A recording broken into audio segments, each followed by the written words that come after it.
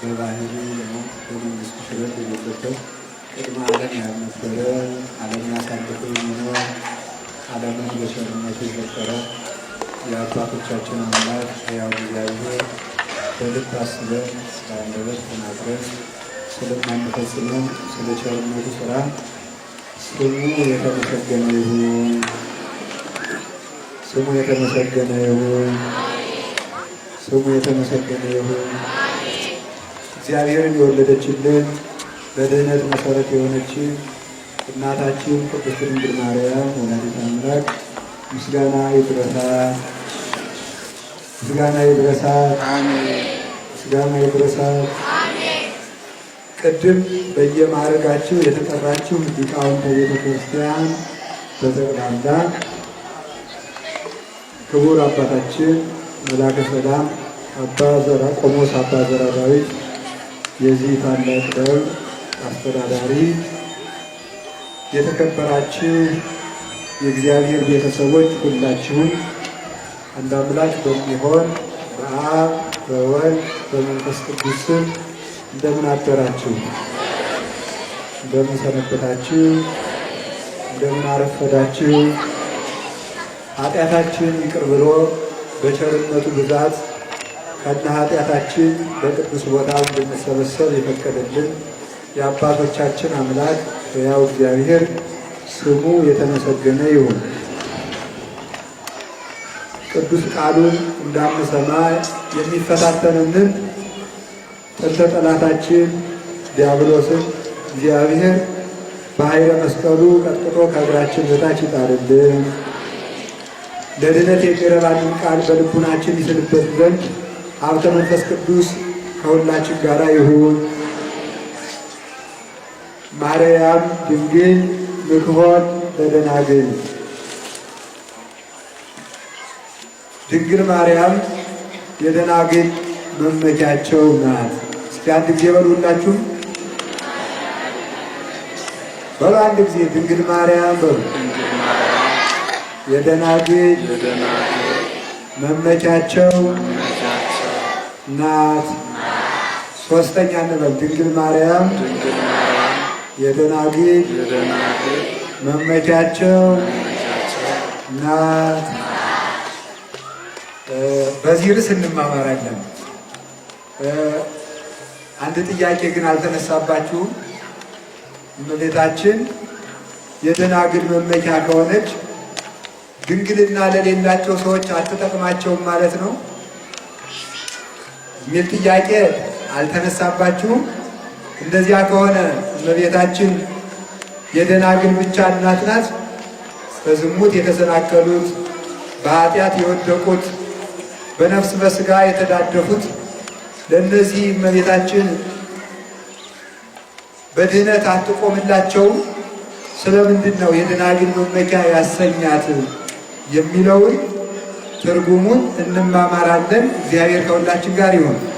አጭር ደቂቃ ስለሆነ የምንማማረው ልቡናችሁን አታባክኑት፣ ሰብሰብ አድርጉት። በእውነቱ እግዚአብሔር ዛሬ ቅዱስ ዮሐንስ አፈወርቅ ሲናገር ወንድሞቼ የቅዱስ ጳውሎስን መልእክታት ከሳምንት 2 ቀን ብቻዬን 14ቱን መልእክታት አነባቸዋለሁ። እንደገና ከእናንተ ጋር ሆኜ በቅዳሴ ጊዜ ስሰማቸው እንዳልሰማኋቸው ሆነው እንደ አዲስ ነፍስና ስጋዬን በተመስጦ ይሰቅሉታል ብሎ ይናገራል። እና ለቃል እግዚአብሔር የሚሰቀል ልብ ይስጠን እግዚአብሔር። ድንግል ማርያም የደናግል መመኪያቸው ናት።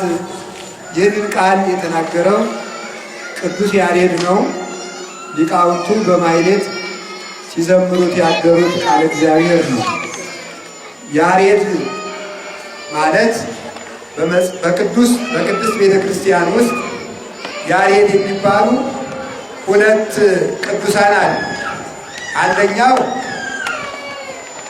ያሬድ ከአዳም ጀምሮ ሲቆጠር የምናገኘው በዘር ታሪክ ውስጥ ገብቶ የሚቆጠር ከአበው አንዱ የሆነው በዘፍጥረት ምዕራፍ 5 የምናገኘው ያሬድ የሚባል ቅዱስ አለ። ሁለተኛው ያሬድ የኢትዮጵያ ብርሃንና የቤተ ክርስቲያን መተርጉም የሆነው ቅዱስ ያሬድ ማኅሌታይ ነው። ያሬድ ማለት የስሙ ትርጓሜ ወሪድ ማለት ነው። ረደት መውረድ ማለት ነው። እስኪ መውረድ በሉ። ምን አላችሁ? መውረድ። ሁለቱም ያሬዶች ያሬድ ተብለው የተጠሩበት ምክንያት በዘመናቸው የወረደ ነገር ስላለ ነው። በእነሱ ዘመን የወረደ ነገር ስለነበረ ከዚያ ተነስተው እናት አባቶቻቸው በመንፈስ ቅዱስ ተገልጦላቸው ያሬድ ብለው አውጥተውላቸዋል።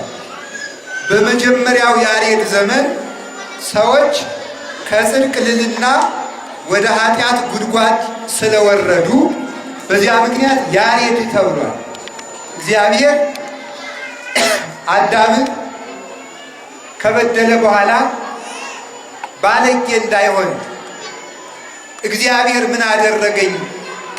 እንዲህ አድርጌ አምላክነቱን ፈልጌ በጌትነቱ ገብቼበት አትብላ ያላለኝን እንጨት ብበላ እግዚአብሔር ምን አረገኝ ብሎ እግዚአብሔርን ተደፋፍሮ የባሰ መከራ እንዳይመጣበት ከልጅነት እንዲራቆት ልብሰ ጸጋው እንዲገፈፍ ኃይለ በረከቱ እንዲደክምበት ልጅነቱ እንድትዝግ ፍቶታት እኳያት ኃጣዊ ርኩሳት ደውያት እንዲሰለጥኑበት እግዚአብሔር እርግማንን አሳርፏል። ይህ ለአዳም ጥቅም ነው ይላሉ ሊቃውንቱ። አዳምን እግዚአብሔር ባይቆነጥጠው ኑሮ ልብሰ ጸጋውን ባይገፈው ኑሮ እንጨቲቱን ስበላ ምን አደረገኝ ነገ ምንም አያደርገኝ እያለ ኃጢአት እየጨመረ የባሰ እግዚአብሔር እሳት እንዳይነድበት ለመቆንጠጥ ስርዓት ለማስተማር አዳምን እግዚአብሔር ጸጋውን ገፈፈው። ለአዳም አዝኖለት ነው። ምክንያቱም እናቶቻችን እሳት በሚያነዱበት ጊዜ ነፍስና ስጋ ወይም የእሳት ሙቀቱን የውሃ ቁረቱን መለየት ያልቻሉ ሕፃናት እሳቱን በአፋቸው መጉረስ በእጃቸው መዳሰስ ይፈልጋሉ። ይህ ጊዜ ተደጋጋሚ ይፈጃል ብለው ተናግረው ልጁ አልሰማቸው ካለ እናቶቻችን ቀስ አድርገው ሕፃኑን ተርኮስ ያደርጉታል። ለምንድን ነው? አንድኛውን ከሚቃጠል አንድ ቀን ነካ አድርጎት ተጠብቆ ቢኖር ይሻላል ብለው ነው። እንደዚሁም ሁሉ አዳም ወደ ባሰ ድፍረትና ወደ ባሰ እሳት እንዳይገባ እግዚአብሔር ትንሽ ቆነጠጠና ፈረደበት። ተስፋ እንዳይቆርጥ ደግሞ ተመልከቱ፣ ወሰደና በደብረ ቅዱስ ተራራ አስቀመጠው። ያንን ያደረገበት ምክንያት ስለ ሁለት ነገር ነው። ደብረ ቅዱስ የምትባለው ተራራ ለገነት ቅርብ ናት። በዚያ ለገነት ቅርብ ስለሆነች የገነትን መዓዛ እያመጣ ነፋሱ አንዳንድ ቀን ያሸተዋል በገነት ያሉትን እጽዋት። ጎንደር እኮ በእውነት የገነት አፋፍ ይመስለኛል። አንዳንድ ቀን አሁን የጎንደርን ነፋስ አስታውሎ የሚያውቃለ? ግን ጎንደር የሚነፍሰው ነፋስ ዝም ብሎ ያለ ነፋስ አይደለም። ነፋሱን የነፍስ አፍንጫ ኑሮት ለሚያሸተው ሰው መዓዛ ያለው ነፋስ ይነፍሳል። ያ የሆነበት እንዲያው ጎንደር ስለተቀመጥኩ አይደለም። የሊቃውንቱ የማይሊያታቸው፣ የትርጓሜያቸው፣ የቅኔያቸው፣ የዜማቸው፣ የቅዳሴያቸው መዓዛ የተንጠፈጠፈበት ስለሆነ ጎንደር ላይ የሚነፍሰው ነፋስ የገነት ነፋስ ነው። እውነቴን ነው የምነግራችሁ። እኔ አላሸተትኩትም እንጂ በቅተው ግን የገነት መዓዛ ጎንደር ላይ ሆኖ የሚሸታቸው አባቶች አሉ። እነዚህ አባቶች የነዚህ መዓዛ ነው የሚጠብቀን እንጂ አሁን እኛ በምንኩራራበት እንዲሁ ዝም ብለን እንዲሁ ጀግናው ጎንደሬ በምንባለው እየተጠበቅ እንዳይመስላችሁ። የስግደታቸው ወዝ የተጠበጠበበት የማይሌታቸው፣ የፍቅራቸው፣ የዜማቸው፣ የቅኔያቸው፣ የትርጓሜያቸው የወረደበት ምድር ነው። ይሄ የተቀደሰ ምድር በበረከት ደግሞ እና ያ እንዲሸተው የገነት መዓዛ እንዲሸተው ወደዚች መልሰኝ ይሆናል።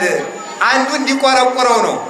ለካ ይችንን የመሰለች መዓዛ ነው ትቻት የወጣው ብሎ አዳም እንዲቆረቆር መበደሉ ትዝ እንዲለው እዚያች አጠገብ አኖረው። ሁለተኛ ደግሞ ወደዚች መልሰኝ ይሆናል ብሎ ተስፋ እንዲኖረው ከገነት አጠገብ አኖረው። እግዚአብሔር ከእግዚአብሔር መዓዛ እንዳንነጠል ራሱ እግዚአብሔር ይጠብቃል። ለዚህ ነው ቤተ ክርስቲያን አትራቁ። ሴቶችም የሴት ልማድ በምትሆንበት ጊዜ፣ ወንዶችም የሥጋ ነገር ውድቀት በገጠማችሁ ጊዜ መታችሁ ቅጥሩን ተሳልማችሁ ሂዱ እንጂ ዛሬ መግባት አልችልም ብሎ ከቤተ ክርስቲያን ስትቀሩ አንደኛውን ሰይጣን በዚያው ይዟችሁ ይጠፋል። መራቅ አይገባም። መጥቶ እዚያው ተሳልሞ አቤት አቤት ብሎ መሄድ ነው። እንዲያው እንደዚያ በሆንበት ሰዓት እንቅፋት በገጠመው ሰዓት ያጋንንት የኃጢአት መተዳለፍ ያጋንንት ቀዳዳቸው ስለሆነ እምከመ ረከበ ንዑሰ ሙባእ ውእቱ ያርህቦ ለንዑስ መካን መጠነ ምዕላፈ ገመድ ጽውን። እርሱ የመርፌ ቀዳዳ ታክል ለመግቢያ የምትሆነው ጥቂት ፈተና ካገኘ ሰይጣን የተጫነ ግመል የሚያሳልፍ ያክል አስፋፍቶት ይገባል። ስለዚህ ለሰይጣን ኢትሃብዎ ፍኖተ ለሰይጣን በር አትስጡት። ከቤተ ክርስቲያን እየቀራችሁ አንደኛውን እንዲያጠፋችሁ በር አትስጡት። ለግድያ እንዳያደርሳችሁ የስድብ ቀዳዳ አትክፈቱለን። ተጻገው በበይናቲክሙ በከመ ጸገወክሙ እግዚአብሔር ይቅር እንዳላችሁ ይቅር ባዮች ሁኑ። ይቅር የማትሉ ከሆነ ግን ለሰይጣን የደም ማፍሰስ በር እየከፈታችሁለት ነው ይላል። ስለዚህ አንደኛውን አዳም እንዳይጠፋ ተስፋ እንዳይቆርጥ እግዚአብሔር በደብረ ቅዱስ አኖረው። ከዚህ እንዳትወርድ ብሎ ለልጆች ሁሉ አደራ አስጠብቃቸው፣ ከዚህ አትውረዱ። የቃየል ልጆች ብቻ በዚያ ነፍሰ ገዳዮች ብቻ በምድረ ፋይድ ይኑሩ፣ እናንተ ከዚህ አትውረዱ አላቸው። እስኪ አንድ ጊዜ ከዚህ አትውረዱ በሏቸው። በሉ የት አትውረዱ? ከዚህ አትውረዱ አላቸው። ሲያዝ ሴትም አደራ ሰጥቶ ሞተ። የአዳምን አጽም በመሃል አድርገው እየጸለዩ እያለቀሱ እዚያ በንጽህና በቅድስና ኖሩ። ሲያያዝ ከያሬድ ጊዜ ደረሰ። ከያሬድ ሲደርሱ የቃየል ልጆች ሴቶች ልጆች የልጅ ልጆች ብዙ ሴቶች ተወለዱ። እነዚህ ባል ጠፋ። ምክንያቱም የሴት ልጆች ወርዳችሁ እንዳትጋቡ ተብለዋል። ባል ሲጠፋ አይደረስ እኮ ነው ጎበዝ።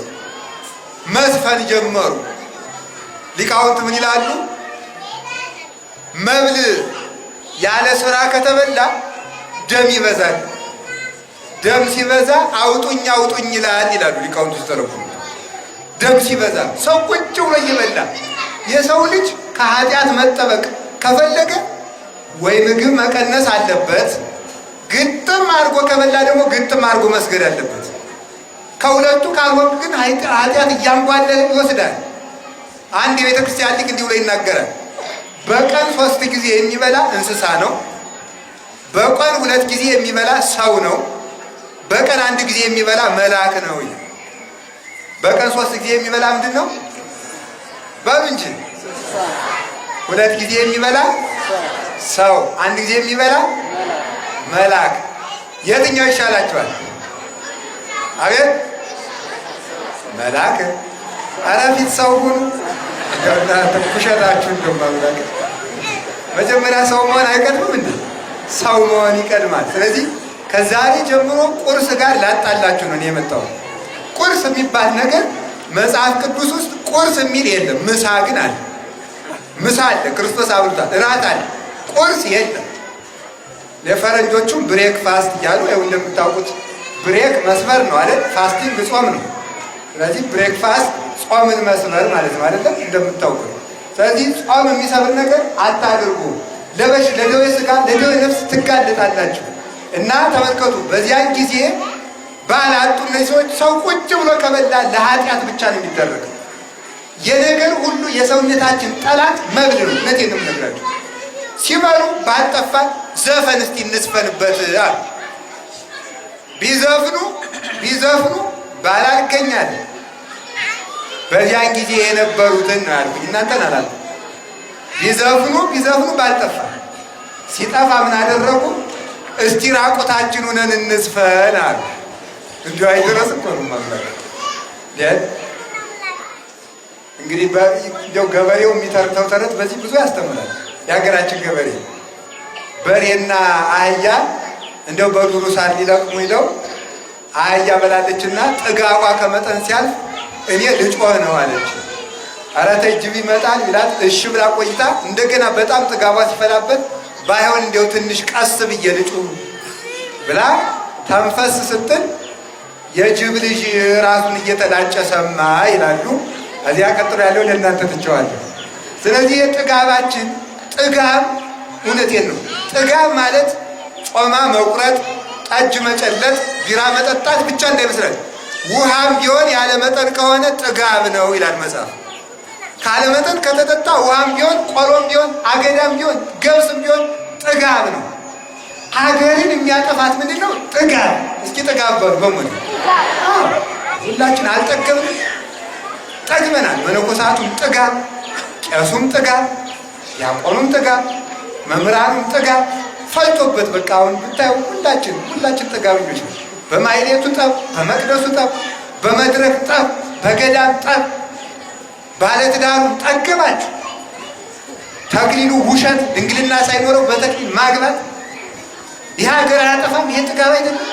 እግዚአብሔርን መዳፈር ቅዱስ ሥጋውን ክቡር ደሙን ትቀበሉና በሳምንቱ የአንቺ ቁርባን የአንተ ቁርባን ትባባላላችሁ። ይህ ጥጋብ ነው። ይህ ጥጋብ ነው።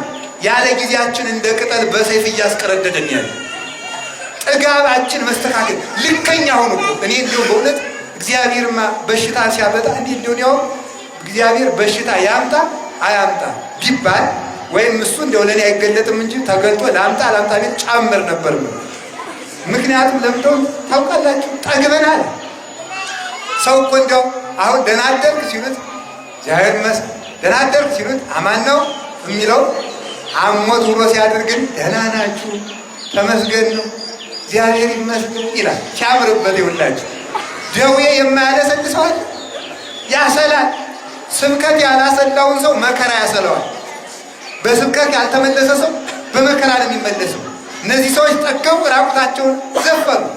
እነዚያ የሴት ገላ አይተው አያውቁም፣ ተራቁቶ አይተው አያውቁም። እና ተመልከቱ፣ ይኸው ዛሬ ሴቶቹ ራቁታችሁን የምትሉ ጠገባችሁ አይደለም? ጥጋብ የእነዚያ ሴቶች ነገር እኮ ነው። ጥጋባችሁ ራቁታ በእግራችሁ ስትገለጡ፣ በደረታችሁ ስትገለጡ ምን ሆናችሁ ነው እንዲህ የሚያደርጋችሁ? እውነት ይህ ጥጋብ አይደለም? ይሄ ሰው ይልኝ የምትሉትን አካል በእሳት የሚያቃጥል እምነት የለሽ እየመጣ ነው። በገጀራ የሚያርድ ነፍሰ ጡሪቱን ከነ ልጇ የሚያርድ ሕፃናትን አውጥተው የሚጥሉ እየመጡ ነው። ይህን ምን አመጣው?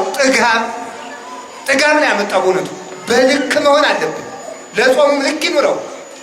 እስቲ ዘፈኑን ይዩት። ሰሞኑን የጥምቀት በዓል የመስቀል በዓል የጥምቀት በዓል ጎንደርን የሚመስል የለም። ግን አብዛኛው የሚከበረው በምን ዘፈን ድልቂያ። መስቀል እኩል ይሆናል ዘፈን አይስማማም። ማምላክ መስቀል ብሎ ዘፈን አለ። መስቀል ብሎ ለቅሶ፣ መስቀል ብሎ ሞት፣ መስቀል ብሎ ስቃይ፣ ችንካር፣ መከራ፣ በጦር መወቃት፣ እርኩስ ምራቅ ተተፋበት አሏችሁ እንጂ ሲቸነከር ተዘፈነለት ተብሏቸዋል። ዘፈናችን መጥፋት አለበት። በዘፈን ደስ የሚለው እግዚአብሔር የለም።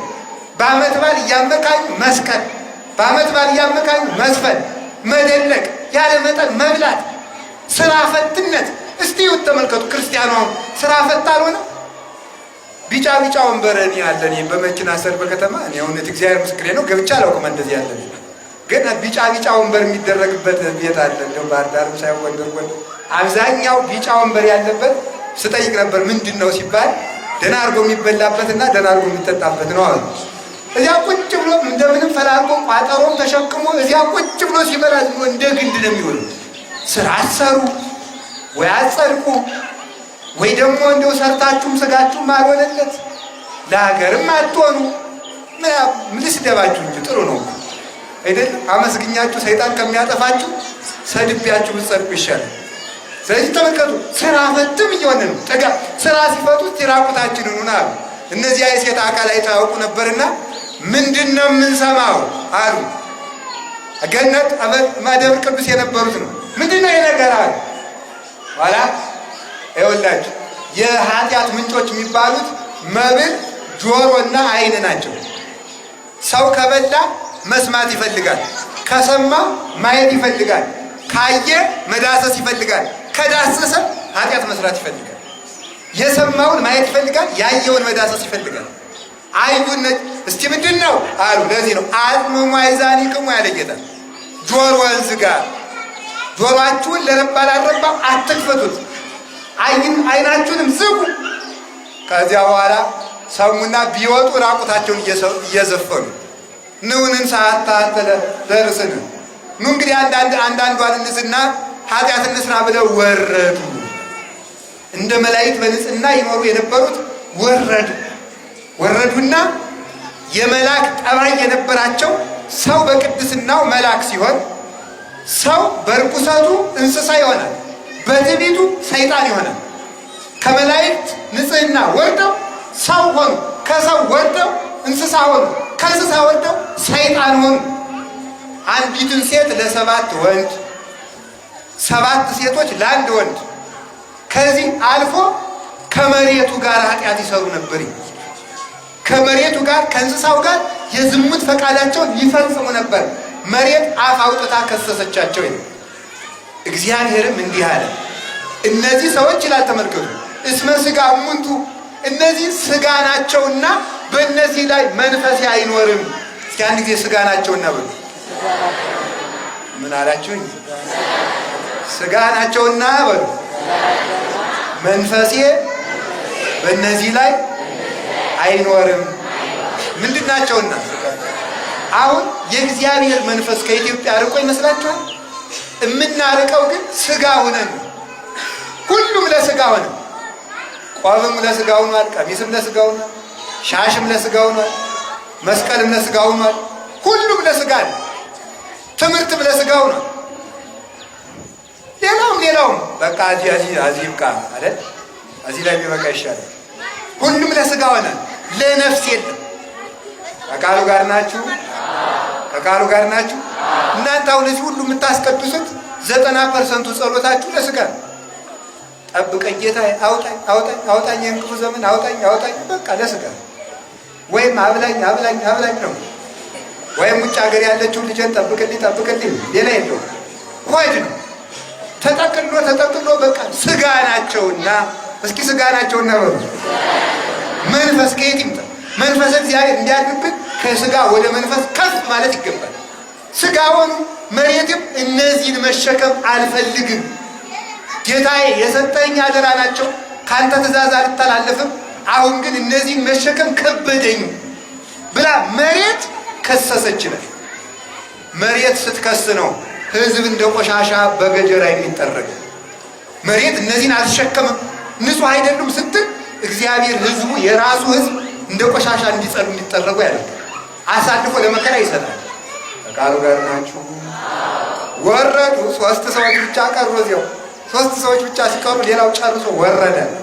ከዚያ በኋላ እነዚህ ተጋቡና ከላይ የወረዱት ከታች የተገኙት የቃየል ልጆችና የሴት ልጆች ሁለቱ ተጋቡና ምን ይወለዳሉ? ቁመታቸው 3000 ክንድ ሰዎች።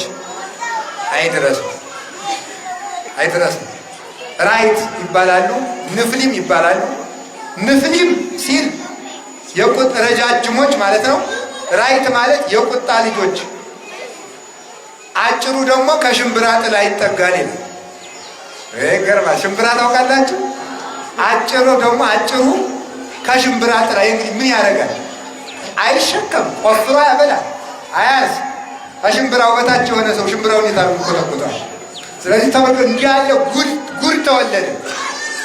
ይኸውላችሁ ረጃጅሞቹ በልተው መጥገብ አቃታቸው። እንኳን በ3000 ክንድ ሆድ እንደው በ3 ክንዱ የሚገባ ጠፍ እየጠፋ ነው። 3000 ምን ይብላል? የዚህ ጊዜ ምግብ ትተው እናት አባታቸውን ስጋቸውን እየቆረጡ የሚበሉ መብላቸው። ዛሬም አባቱን እናቱን ሽጦ የሚበላ ትውልድ መጥቷል። ቤተክርስቲያንን ሽጦ የሚበላ፣ ታቦት ሽጦ የሚበላ ነጋዴ፣ በእግዚአብሔር ስም የሚነግድ ትውልድ ነው የመጣው። እነዚህ ሲመጡ ከዚህ በኋላ ተመልከቱ፣ ዕፀ መሰውርን ከሰይጣን ተማሩ። ርቀትን ከሰይጣን ተማሩና መሰወር ጀመሩ። አዛዜል የሚባለው እንደውም አንድ ቀን ሄዶ ፀሐይን ጋረዳት ይላል። እንዴ ይገርማል። ፀሐይን የሚጋርድ መጣ። ቅዱስ ሚካኤል እንደው ገፋ ቢያደርገው ወደቀና የቅዱስ ሚካኤል ኃይል ቢያቃጥለው ውቅያኖሱን ቢጠጣው አንድ ክንድ ዝቅ አደረገው ይላል። ሆዱ አንድ ክንድ ውቅያኖሱን አንድ ክንድ በቃኝ የማይል እንደዚህ ያሉ ተወለዱ። እነዚህ ርቀትን ከአጋንንት ተማሩ። ደም ማፍሰስን፣ ንቅሳትን፣ ጥፍር ማሳደግን፣ ቀለም መቀባትን፣ ዝሙትን፣ እንዲህ ያለው ነገር ቀይ ወረቀት ነጭ ወረቀት ማለትን፣ ጥንቆላን፣ ስራይን፣ ሟርት ማድረግን፣ መሰወርን እንዲህ ማድረግን በሙሉ አስተማሯቸው። ከዚያ በኋላ በዚህ ተሰውረው ባህር የገባሉ፣ በየብስ የሚኖሯል። ዛር የሚባሉት ጅን የሚባሉት እነዚህ ናቸው። ይወላችሁ የእነዚህ ዘሮች ናቸው። ዛር ጅን የሚባሉት ይሞታሉ፣ ያገባሉ፣ ይዋለዳሉ። ከቃሉ ጋር ናቸው። በእነዚህ ምክንያት ዓለም በንፍር ውሃ ጠፋ። እነዚህ ባስተማሩት ኃጢአት ዓለም በንፍር ውሃ ጠፋ። በዚህ ዘመን ሌሎቹ ወርደው እሱ ግን በልልና ስለቀረ ያሬድ ማለት መውረድ ተባለ። እስኪ መውረድ በሉ። በእኛ ዘመን ምን ያልወረደ ሰው አለ? ሁሉም ወርዷል። ከፍ ካለበት ጸሎት ወርዶ ወደ ዘፈኑ ገብቷል። ከሃይማኖት ወርዶ ወደ ጥንቁልና ገብቷል። ከድንግልና ወርዶ ወደ ዝሙት ወርዷል። ከአንድነቱ ወርዶ ወደ ድንግልነት ወርዷል። ወርደናል። ጨርሰን ወርደን አውሪ ወርዶ ሰው ወርዶ እንዲሁ እንስሳማ ጥሩ ነው። በሬስ ታርዶ ይበላል። ፍየልና በግ ይታረዳል። እባብ ለምን ይጠቅማል? ለምንም አይጠቅም። አውሬ ወደ አውሬነት በሰው ደም እጁን የሚታጠብ ሰው መጣ። እንግዲህ በዚህ ምድር ሰው ወደ አውሬነት ወረደ። በእግዚአብሔር መልክ የተፈጠረ የሰው ልጅ ወደ እባብነት ወደ ዘንዶነት ወረደ። ወደ ጅብ ሆነ። ይኸውላችሁ ክብራችን አውርደን የት እንደጣለው አስቡ። እኔ ለሁላችሁም ልነግር የምፈልገው ክብራችሁን እንድታውቁት ነው። ክብርህን ጠብቅ ይላል ገበሬ ሲሳደብ ሰምታችሁ ታውቃላችሁ? ክብርህን ጠብቅ ይላል። ዋ ይላል እነግርሃለሁ ይላል። እስቲ ክብርህን ጠብቅ በሉ። አዎ እናንተን እነግራችኋለሁ። ክብራችሁን ጠብቁ። ክብር አላችሁ። ክብራችሁን እወቁት። የክርስቶስ መልክ መሆናችሁን እወቁ። በደም የተገዛችሁ እንደሆናችሁ እወቁ። ማርያምን ያህል እናት እግዚአብሔርን ያህል አባት ያላችሁ የከበራችሁ በዘመን የከበራችሁ ባለጸጎች እንደሆናችሁ እወቁ። የሥጋው የደሙ የአምላክ ሥጋና ደም የተዘጋጀላችሁ ለክቡር ማዕድ የተጠራችሁ እንደሆናችሁ እወቁ። በሰማይ የብርሃን ሀገር ያላችሁ ባለርስት እንደሆናችሁ እንጂ ስደተኛ እንዳልሆናችሁ እወቁ።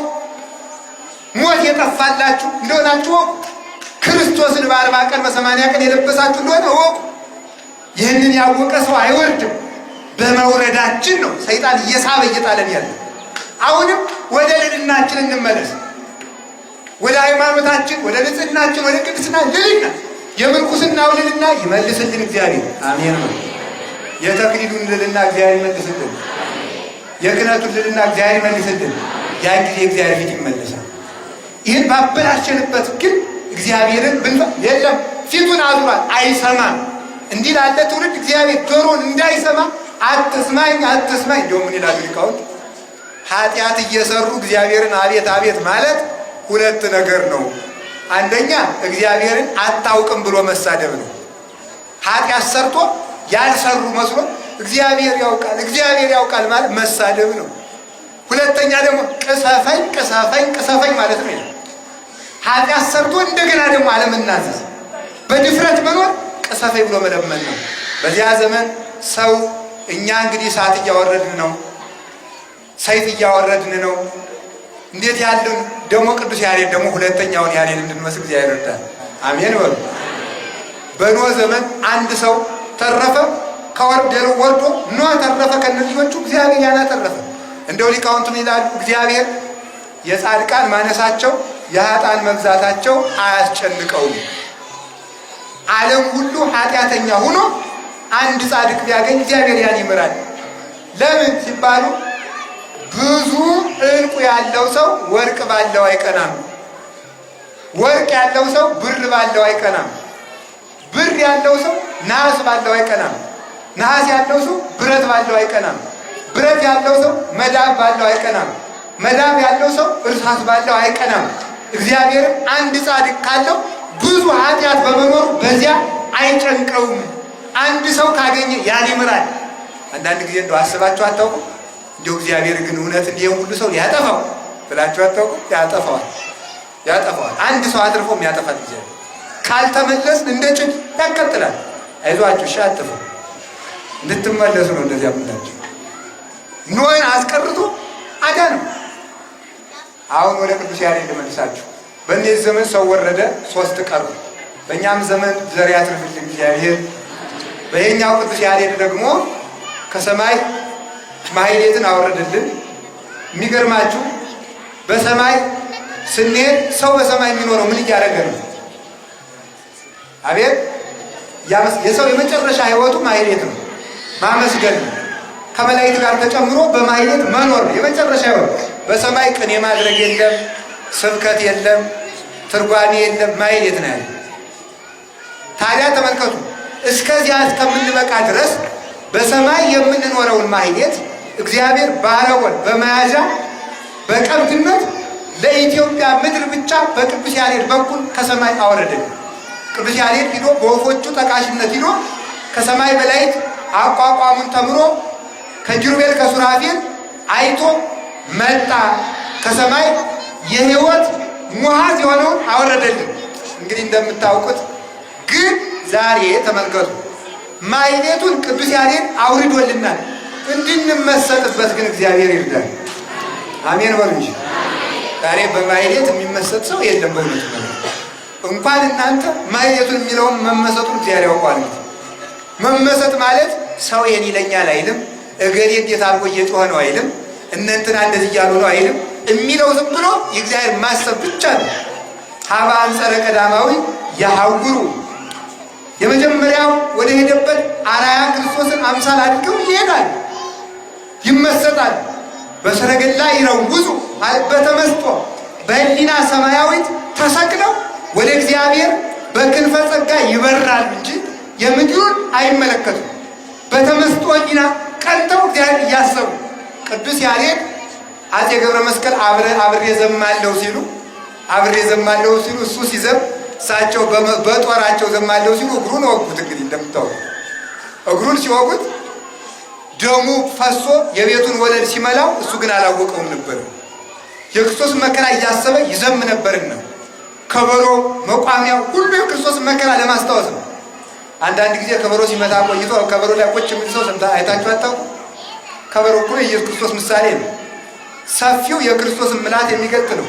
ጠባቡ የክርስቶስን በጠባብ ደረት ባጭር ቁመት መወሰኑን የሚገልጥ ነው።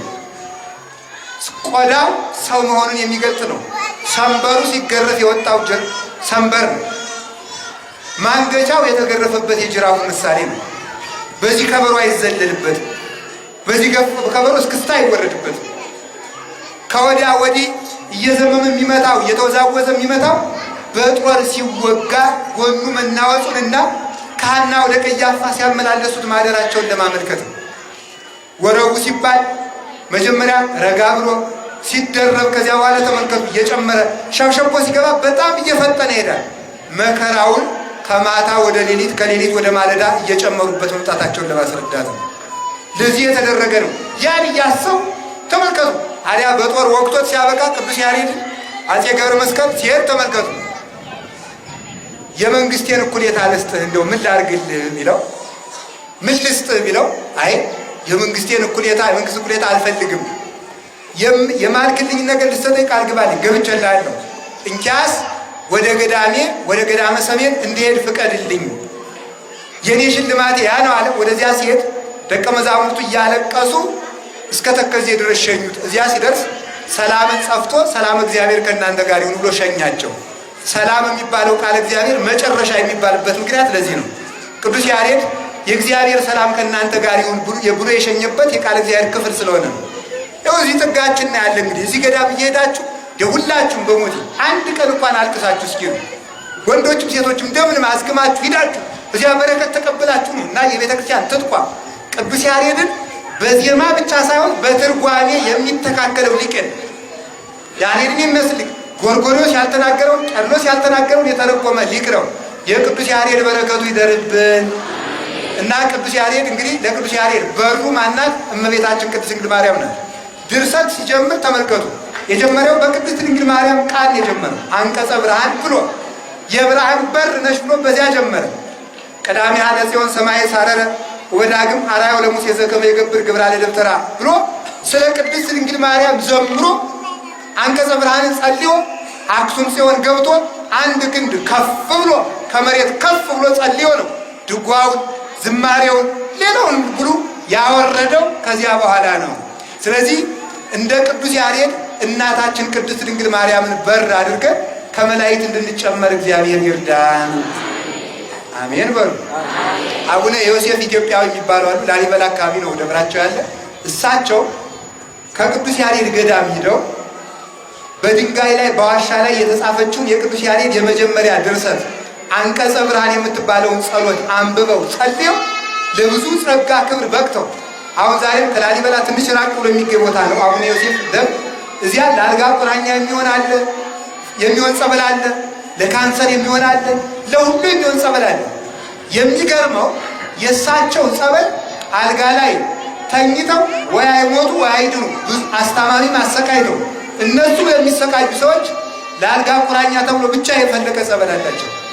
ያንን አምጥተው ሲረጩት በጻዕረ ሞት በኃጢአታቸው ምክንያት የማይጠቅም ዕድሜ ኑሮባቸው የሚጨነቁትን ያን ሲረጯቸው እግዚአብሔር በረድኤቱ ጎብኝቶ ከመከራ እንዲያርፉ ቶሎ በሞት እንዲገላገሉ ያደርጋቸዋል። እንደገና ዕድሜ ያላቸው ከሆኑ ደግሞ ተመልከቱ ወዲያው እንዲነሱ ያደርጋቸዋል። ለዚህ ሁሉ ክብር የበቁት ዝንጀሮ የገዘቱ ሰውና ዝንጀሮን በሽምግልና ያስታረቁት አቡነ ዮሴፍ ለዚህ ሁሉ ክብር የበቁት ከቅዱስ ያሬድ ገዳም ሂደው ከድንጋይ ላይ የተጻፈችውን የቅዱስ ያሬድን አንቀጸ ብርሃን ጸሎት አንብበው ነው። ሃይማኖት ካላችሁ አንቀጸ ብርሃን ዛሬ እጃችሁ ናት።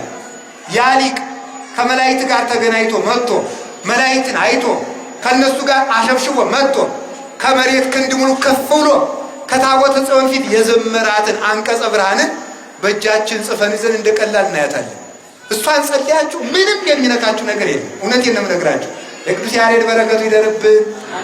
እንግዲህ እንደዚህ ካልኳችሁ ወደ ትምህርቱ እንምጣና ማርያም ድንግል ምክሆን ለደናግል ይእቲኬ ቤተ ምሳል ዘአስተአጸው ታቀልል። ድንግል ማርያም የደናግል መመኪያቸው ናት። ድንግል ማርያም የደናግል መመኪያቸው ናት ብሎ ይናገራል። የዛሬው ቃል እግዚአብሔር ነው። ድንግል ማርያም እስኪ ድንግል በሉ። ምን አላችሁ? ድንግል ምን ማርያም። ድንግል የሚለው ቃል ለእመቤታችን ሲሰጥ ከነገር ሁሉ በላይ ነው። የእመቤታችን ድንግልናዋ ሶስት ድንግልና አላት ይላሉ ሊቃውንቱ።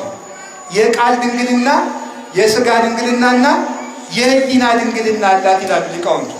እስኪ የሥጋ ድንግልና በሉ። የቃል ድንግልናና የሕሊና ድንግልና አላት እመቤታችን። የሥጋ ድንግልና እንደምታውቁት ከወንድ መጠበቅ ብቻ ሳይሆን ተመልከቱ፣ አምላክን በድንግልና መጽነስ፣ በድንግልና መውለድ፣ ከወለዱም በኋላ ድንግል ሆኖ ለዘላለም ታትሞ መኖር ለብቻዋ የእሷ ብቻ ድንግልና። ተመልከቱ፣ ድንግል ኅሪት ዘነበርኪ ውስተ ቤተ መቅደስ ያላት ስለዚህ ነው። በቤተ መቅደስ የኖርሽ ብቸኛይቱ ምርጥ ድንግል አንቺ ብቻ ነሽ ነው። ምርጥ ድንግል በንጽህና ያጌጥሽ። ያኛው በቤተ መቅደስ የምትቀመጠው ታቦት በወርቅ በእርቅ እንደምትለበጥ ንጽህናን ጌጥ አድርጋ የኖረች ድንግል እመቤታችን ቅድስት ድንግል ማርያም ነው። የሥጋ ድንግልና። የቃል ድንግልና ይገርማቸዋል። ሰው በአፉ ይላል አንድ ደራሲ 35 አይነት ኃጢአቶችን ይሰራል። በአፉ ብቻ 35 አይነት ኃጢአቶችን ይሰራል በትንሹ።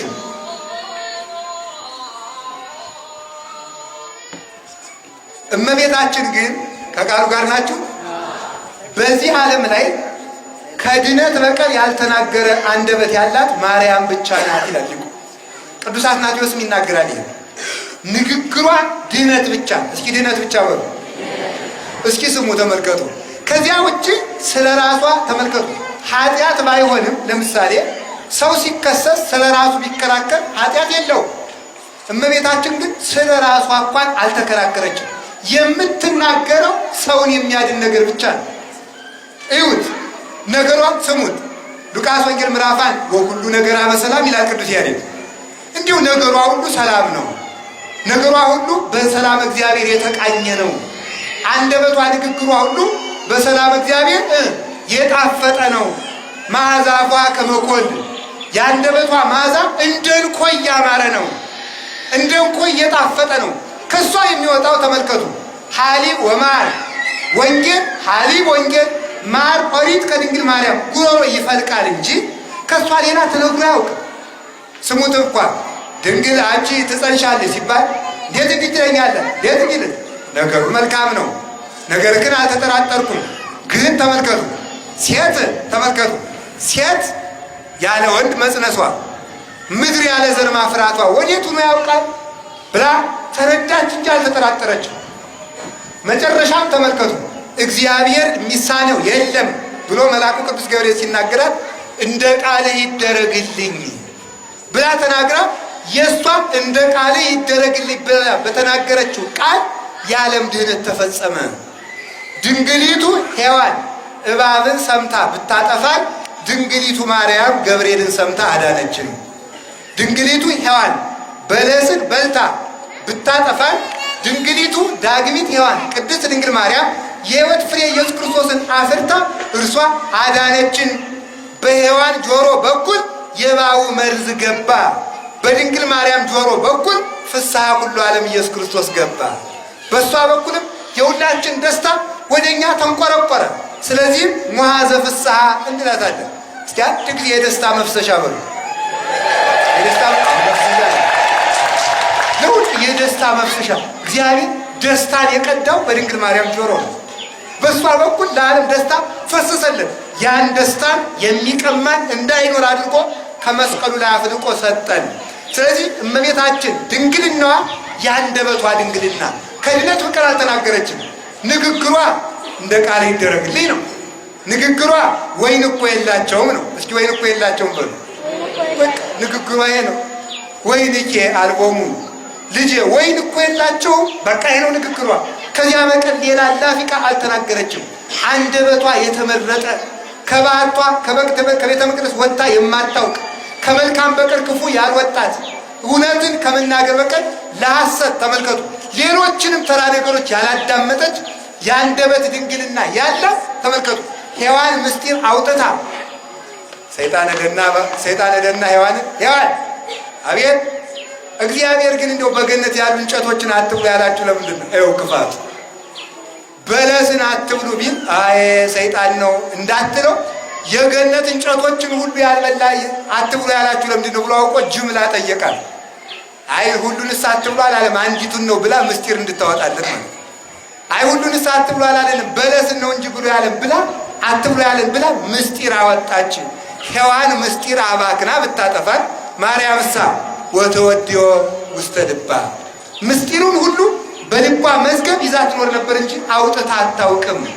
ስለዚህ ተመልከቱ እመቤታችን የቻለችውን ምስጢር ዓለም ቢሰማው መቋቋም አይቻለው። እንግዲህ ሰምታችኋል። ሐዋርያት አንድ ቀን ተሰብስበው እመቤታችን ጌታን እንደው እንዴት አድርገሽ ወለድሽው እስኪ ንገሪን አሉ። ተው ይሄ ነገር አይሆንም፣ አይቻላችሁም፣ ጭንቅ ይላል አሏቸው። አይ ንገሪን የግዳስ አንቺ እንኳን የወለድሽው አለሽ ደግሞ ለመስማት አሉ። አይ ድረስ እኮ አቅሙን ማወቅ አለበት በእውነቱ። ከዚያ ተመልከቱ አይ እንግዲህ ነገር ጭንቅ ይለኛል እምቢ ካላችሁ ቸር ናት መቼም እሷ ቸርቲ ዲባበ ሁሉም ቅዱሳን ለሁሉም ቅዱሳን ቸር ስለሆነ እኔ አልናገርም ማለት ባሉ እንግዲህ እጄን እግሬን ያዙኝና ልንገራችሁ ጭንቅ ይላል ነገሩ አለቻቸው። ተሰበሰቡ ከበቡ። ጀዋላ ወመጻ ብሩህ መልአክ ቀድሞ ከማውቀው መልአክ የተለየ ብሩህ መልአክ መጣ አለቻቸው። ወገሰሶ ተመልከቱ አጽፎ ዘየማን ወገሰሰ አጽፎ ዘየማን ወኮነ ህብስተ ሕይወት በሊኦ አብላኒ ቀኝ ክንፉ እንዳሰሰ ህብስተ ሕይወት ሆነ በልቶ አበላኝ። ግራ ክንፉ እንዳሰሰ ጽዋ ሕይወት ሆነ ጠጥቶ አጠጣኝ አለችና ካፊያ አረሰረሰኝ አለችና ደገኛውን ምስጢር ልታወጣ ስትል ቅዱስ ገብርኤል ከች አለና እናንተ አቅማችሁን አታውቁም። እሷ የምትሰማውን እሷ ብቻ የሰማችሁን ለእናንተ የማይቻላችሁን ምስጢር እንሰማለን ብላችሁ ይችን ዓለም ያለ ጊዜው አሳልፋችኋት ነበር ብሎ ቢያግሩም ድምፁም ቢያሰማቸው እንደ ቅጠል እርግፍ አሉ፣ እንደ ሻሽ ተነጠፉ ይላል። ኋላ ሊቃውንቱ ደስ ሲሉ ከጀመረችውማ የጀመረችውን እንተርጉመው ብለው ተረጎሙ። ያልተናገረችውን አልነካኩም፣ በግምት ሃይማኖት አይሰራም። የጀመረችውን የነገረችንማ እንተርጉመዋሉና ብሩህ መልአክ የተባለ ግሩም መልአክ የተባለ እግዚአብሔር አብ ነው። ቀኝ ክንፉ እንዳሰሰው ህብስተ ሕይወት ሆነ፣ ግራ ክንፉ እንዳሰሰው ጽዋ ሕይወት ሆነ። በልቶ አበላኝ፣ ጠጥቶ አጠጣኝ ማለት ተመልከቱ፣ በባህሪው የሚወልደውን በባህሪዬ እንድወልደው አበቃኝ ብላ ማለቷ ነው ብለው ሊቃውንት ተረጎሙ። ወይም እሱ የበላውን ለእኔ እንድበላው አደረገኝ ማለት አብ ብቻውን የወለደውን እኔም ብቻዬን እንድወልደው አበቃኝ ማለቷ ነው ብለው ሊቃውንት ተርጉመውታል። ቅዱስ ያሬድ በዝማሬው ዘምሮታል። አላችሁ ከቃሉ ጋር ናችሁ። እግዚአብሔር ከሁላችን ጋር ይሁን። ይህ ድንግልና ለእሷ ብቻ የተገባት ነው። ከቃሉ ጋር ናችሁ። የአንደበቷ ድንግልና ወይን የላቸውም የሚል ምስጢር የሚጠብቅ ሰውን ከማዳን በቀር ያልተናገረች ስለሆነ የአንደበት ድንግልና፣ የጆሮ ድንግልና፣ የሁሉ ድንግልና፣ የታተመ ድንግልና አላት። ድንግልናዋ የሚያስደንቀው የህሊና ድንግልና አላት። በህሊናዋ ኃጢአትን አስባ አልሰራውም ብላ የቀረች እንዳይመስላችሁ። ኃጢአት አስቦ የማያውቅ ህሊና ነው ያለ። እንዲህ ያለ ሀብት ለድንግል ማርያም ብቻ ነው። በዚህ መላእክትን ትበልጣቸዋለች ይላሉ ሊቃውንቱ። መላእክትን ትበልጣቸዋለች። የድንግል ማርያም የህሊናዋ ድንግልና የመላእክትን ድንግልና ይበልጣል። የገብርኤል ድንግልና ኃጢአት አስቦ አያውቅ፣ የሚካኤል አስቦ አያውቅ። ታዲያ በምን በለጠቻቸው ይባላል ሲባሉ ሊቃውንቱ ይላሉ፣ ገብርኤል ኃጢአት ባያስብ፣ ሚካኤል ኃጢአት ባያስብ በጥሩ ከተማ እየኖሩ ነው። ኃጢአት በሌለበት ከተማ እየኖሩ በሰማይ እየኖሩ። ማርያም ግን ኃጢአት እንደ ድግስ በሚደገስበት ዓለሙና ኃጢአትን ከመስራት ይልቅ ከመናገርም ይልቅ ማሰቡን እንኳን ያላሰበች ንጽሕት ህሊና ያላት እሷ ብቻ ነው። ስለዚህ እታች አመጣዋል ሊቁ እንደዚህ ስለሆነች አለ በድንግልናዋ የቲ ታፒን ኪሩቤል ወተፈደፍንም ሱራፌል ኪሩቤልን ሱራፌልን ትበልጣቸዋል። በእንዲህ ያለ ድንግልናዋ አንደኛ በሰማይ ሆነው ባይበድሉ አይደንቀንም፣ በምድር ሆና ያልበደለችው እሷ ትደንቀናለችና። ሁለተኛ ደግሞ የማይበድል አካል ይዘው ባይበድሉ አይደንቀንም። እንደኛ በደል የሚስማማው ስጋን ከአራቱ ባህሪያት የተፈጠረ ስጋን ይዛ ግን ባለመበደል በንጽህና ይዛው ስለኖረች በዚህ እንደነቃለን። ሶስተኛ መላእክት በህሊናቸው ድንግልና ከእግዚአብሔር ጋር ታርቀው ይኖሩበታል እንጂ እግዚአብሔርን ለመውለድ አይበቁበትም። የድንግል ማርያም ድንግልና ግን አምላክን አፍርቷልና መላእክትን የሚበልጥ ድንግልና አላት እመቤታችን። ይችን ድንግል የሰጠን እግዚአብሔር የተመሰገነ ይሁን። አሜን በሉ እንጂ። አዎ ብዙ ድንግልናዋ ነው ብዙ ጸጋ ያሰጠን። ምንስ ድንግል ድንግል ይሉናል? ያው ድንግል ማርያም መሆኗን እናውቃለን እንዳትሉ፣ ብዙ ድንግልናዋን ስትሰሙት ብዙ ሀብታን ታውቁታላችሁ ማለት ነው። ለዚህች ድንግል ነው አቻ ለሌላት ለእግዚአብሔር እናትነት የበቃች ማምላክ። ተመልከቱ፣ እግዚአብሔር ልጅ ያለው ማን ሴት አለ? እግዚአብሔርን ልጇ ያደረገች ማርያም ብቻ ናት። እግዚአብሔርን ልጇ ያደረገች። ጥያቄ፣ እግዚአብሔር ልጇ የሆነላት እኛን ልጅ ብታደርገን ከባድ ነው እንዴ? እኛማ ለእኛ ምንም ስትበዛብን ነው። ስትበዛብን እናት መሆኗ ሲበዛብን ነው እንጂ እኛ ማርያም እናታችን ብንል የሁሉ እናት ብትባል ብዙሃን ማርያም ብትባል እመብዙሃን ብትባል የብዙዎች እናት ብትባል የነቢያት እናት ብትባል አይደንቅም። የእነዚህ ሁሉ ራስ የእግዚአብሔር እናት ስለሆነች ማለት ነው። እና የህሊናዋ ድንግልና ይደንቃል። ከቃሉ ጋር ናችሁ። እግዚአብሔር ከሁላችን ጋር ይሁን። ይቺ ድንግል ይላል ከቃሉ ጋር ናቸው። አሁን ይቺ ድንግል ምክሆን ማርያም ትባላለች። ማርያም ማለት ብለው ይተረጉሙታል ሊቃውንት። ማርያም ማለት የባህር ኮከብ ማለት ነው ብለው ይተረጉማሉ። እስኪ የባህር ኮከብ በሉ። ምን አላችሁ? የባህር ኮከብ። ድሮ ዛሬ በእንትን ነው የሚመሩት። የዛሬው መርከብ ለምሳሌ አይመቸንም። አያችሁ፣ የዛሬው መርከብ በኮምፓስ ስለሚመራ ጥቅም የለውም። በቃ አንመስልበትም፣ ትተነዋል። ድሮ የነበረውን መርከብ ነው። ድሮ መርከበኞች የሚሄዱት የንጋት ኮከብን እያዩ ነው፣ አቅጣጫቸውን እያዩ የሚጓዙት ወደ ወደብ የሚደርሱ። ያ የባህር ኮከብ ከወደብ ያደርሳቸዋል። ድንግል ማርያምም በኃጢአት ባህር የዘቀተውን ዓለም ወደ እግዚአብሔር መርታ አድርሰዋለች እና የባህር ኮከብ በዝሙት ያሉትን ተመልከቱ። በዝሙት ውስጥ የዘቀቱትን ወደ ንጽህና ተመራቸዋለች። ክርስቶስን የተራቡትን ወደ ሥጋ ወደሙ ትመራቸዋለች። በሲኦል የማቀቁትን በቀዝቃዛዋ ወደ ገነት ትመራቸዋለች። ስለዚህ እመቤታችን የባሕር ኮከብ ናት። የኃጢአት ማይበል የመከራ ማይበል ባዘቀጠን ወራት ጎትታ የምታወጣን መራሒተ መንግሥተ ሰማያት እመቤታችን ቅድስት ድንግል ማርያም ስለሆነች መራሒ ትባላለች። የባሕር ኮከብ ትባላለች። ማርያም ማለት ሰረገላ ፀሐይ ማለት ነው ብለውም ይተረጉማሉ ሊቃውንቱ። የፀሐይ ሰሌዳ ወይም የፀሐይ ሰረገላ ማለት ነው። የፀሐይ ብርሃን በሰሌዳው ላይ ሲታይ የጠፋ ዕቃ እንዲገኝ ፀሐይ ኢየሱስ ክርስቶስ ሰሌዳው ሰረገላው በሆነች በቅድስት ድንግል ማርያም ሰው በመሆኑ የጠፋው አዳም ተገኘ። ተፈሲ ኦግዝቴ ቅድስት ድንግል ተመልከቱ ዘወደር ዲዮላ ማሜር ተመልከቱ። ምንድን ነው ዛሰሶ ለበግ ግዱፍ ወሶ በረከቦ ጾሮዲ በመትከፍቱ ያለ ቅዱስ ዮሐንስ አፈወርቅ ለዚህ ነው የጠፋ በግ አዳምን የፈለገው ባገኘውም ጊዜ በትከሻው የተሸከመው ቸር ጠባቂያችን አማኑኤልን የወለድሽልን እመቤቴ ማርያም ወይ ደስ ይበልሽ በሉ። አንድ ጊዜ ደስ ይበልሽ በሉ። አሁን ቸር ጠባቂያችን እንድንገኝ ጠፍተን የነበርነው እንድንገኝ። ሰው እኮ ኑሮ እንዳሳ ነበር ይላል ዮሐንስ አፈወርቅ ሃይማኖተ አበው ላይ። ሰው ኑሮ እንዳሳ ነበር አለ። እንዴት? እስኪ አሳ ሲዋኝ ሰምቶት የሚያውቅ እዚያ ባሕር ወይ ጣና ይዱና ወይ ቃለ ወንዝ ውስጥ አሳ አለ እንጃ ቢል እስቲ አሁን የፈለገ ብታር ቁማችሁ ትሉ አሳው ሲዋኛው ውስጥ ይሰማችኋል? አይሰማም። የሰው ልጅም በኃጢአት ባሕር ወድቆ ጸሎቱ አይሰማም ነበረ። ስለዚህ ድንግል ማርያም ስትወለድ ምዕራገ ጸሎት እመቤታችን ምዕራገ ጸሎት እሷ ስትመጣልን ብሶታችን ተሰማልን። እንጥፍጣፊ ወይናችን የወይኑ አተላ ተጠረገ፣ የመርገሙ አተላ ተጠረገና አዲስ ውሃ ተሾመብን። አዲስ ወይን ታፈጠልን። አዲስ ወይን ተሰጠን። ውሃ የነበርነውን ወይን አደረገችን። ጣዕመ ቢሱን ዓለም የለወጠችው እመቤታችን ድንግል ማርያም ነው። ስሟ የጣፈጠ ስለዚህም ትባላለች ሰረገላ ፀሐይ። ሰረገላ ፀሐይ በሉ። ዝንት ክብር ተላኪተ እግዚአብሔር ወደ ሰው የላካት ምሕረት አሰጭ ብሎ ሰው ወደ እግዚአብሔር የሚልካት እስኪ አንድ ጥያቄ ልጠይቃችሁ። እግዚአብሔር ወደ ሰው የላካት ብቸኛይቱ ገብርኤልን ይልካል፣ ሚካኤልን ይልካል፣ ነቢያትን ልኳል፣ ሐዋርያትን ልኳል፣ ሰማዕታትን ልኳል፣ ደናግልን ልኳል፣ መነኮሳትን ልኳል፣ ቅዱሳንን ሁሉ ልኳቸዋል።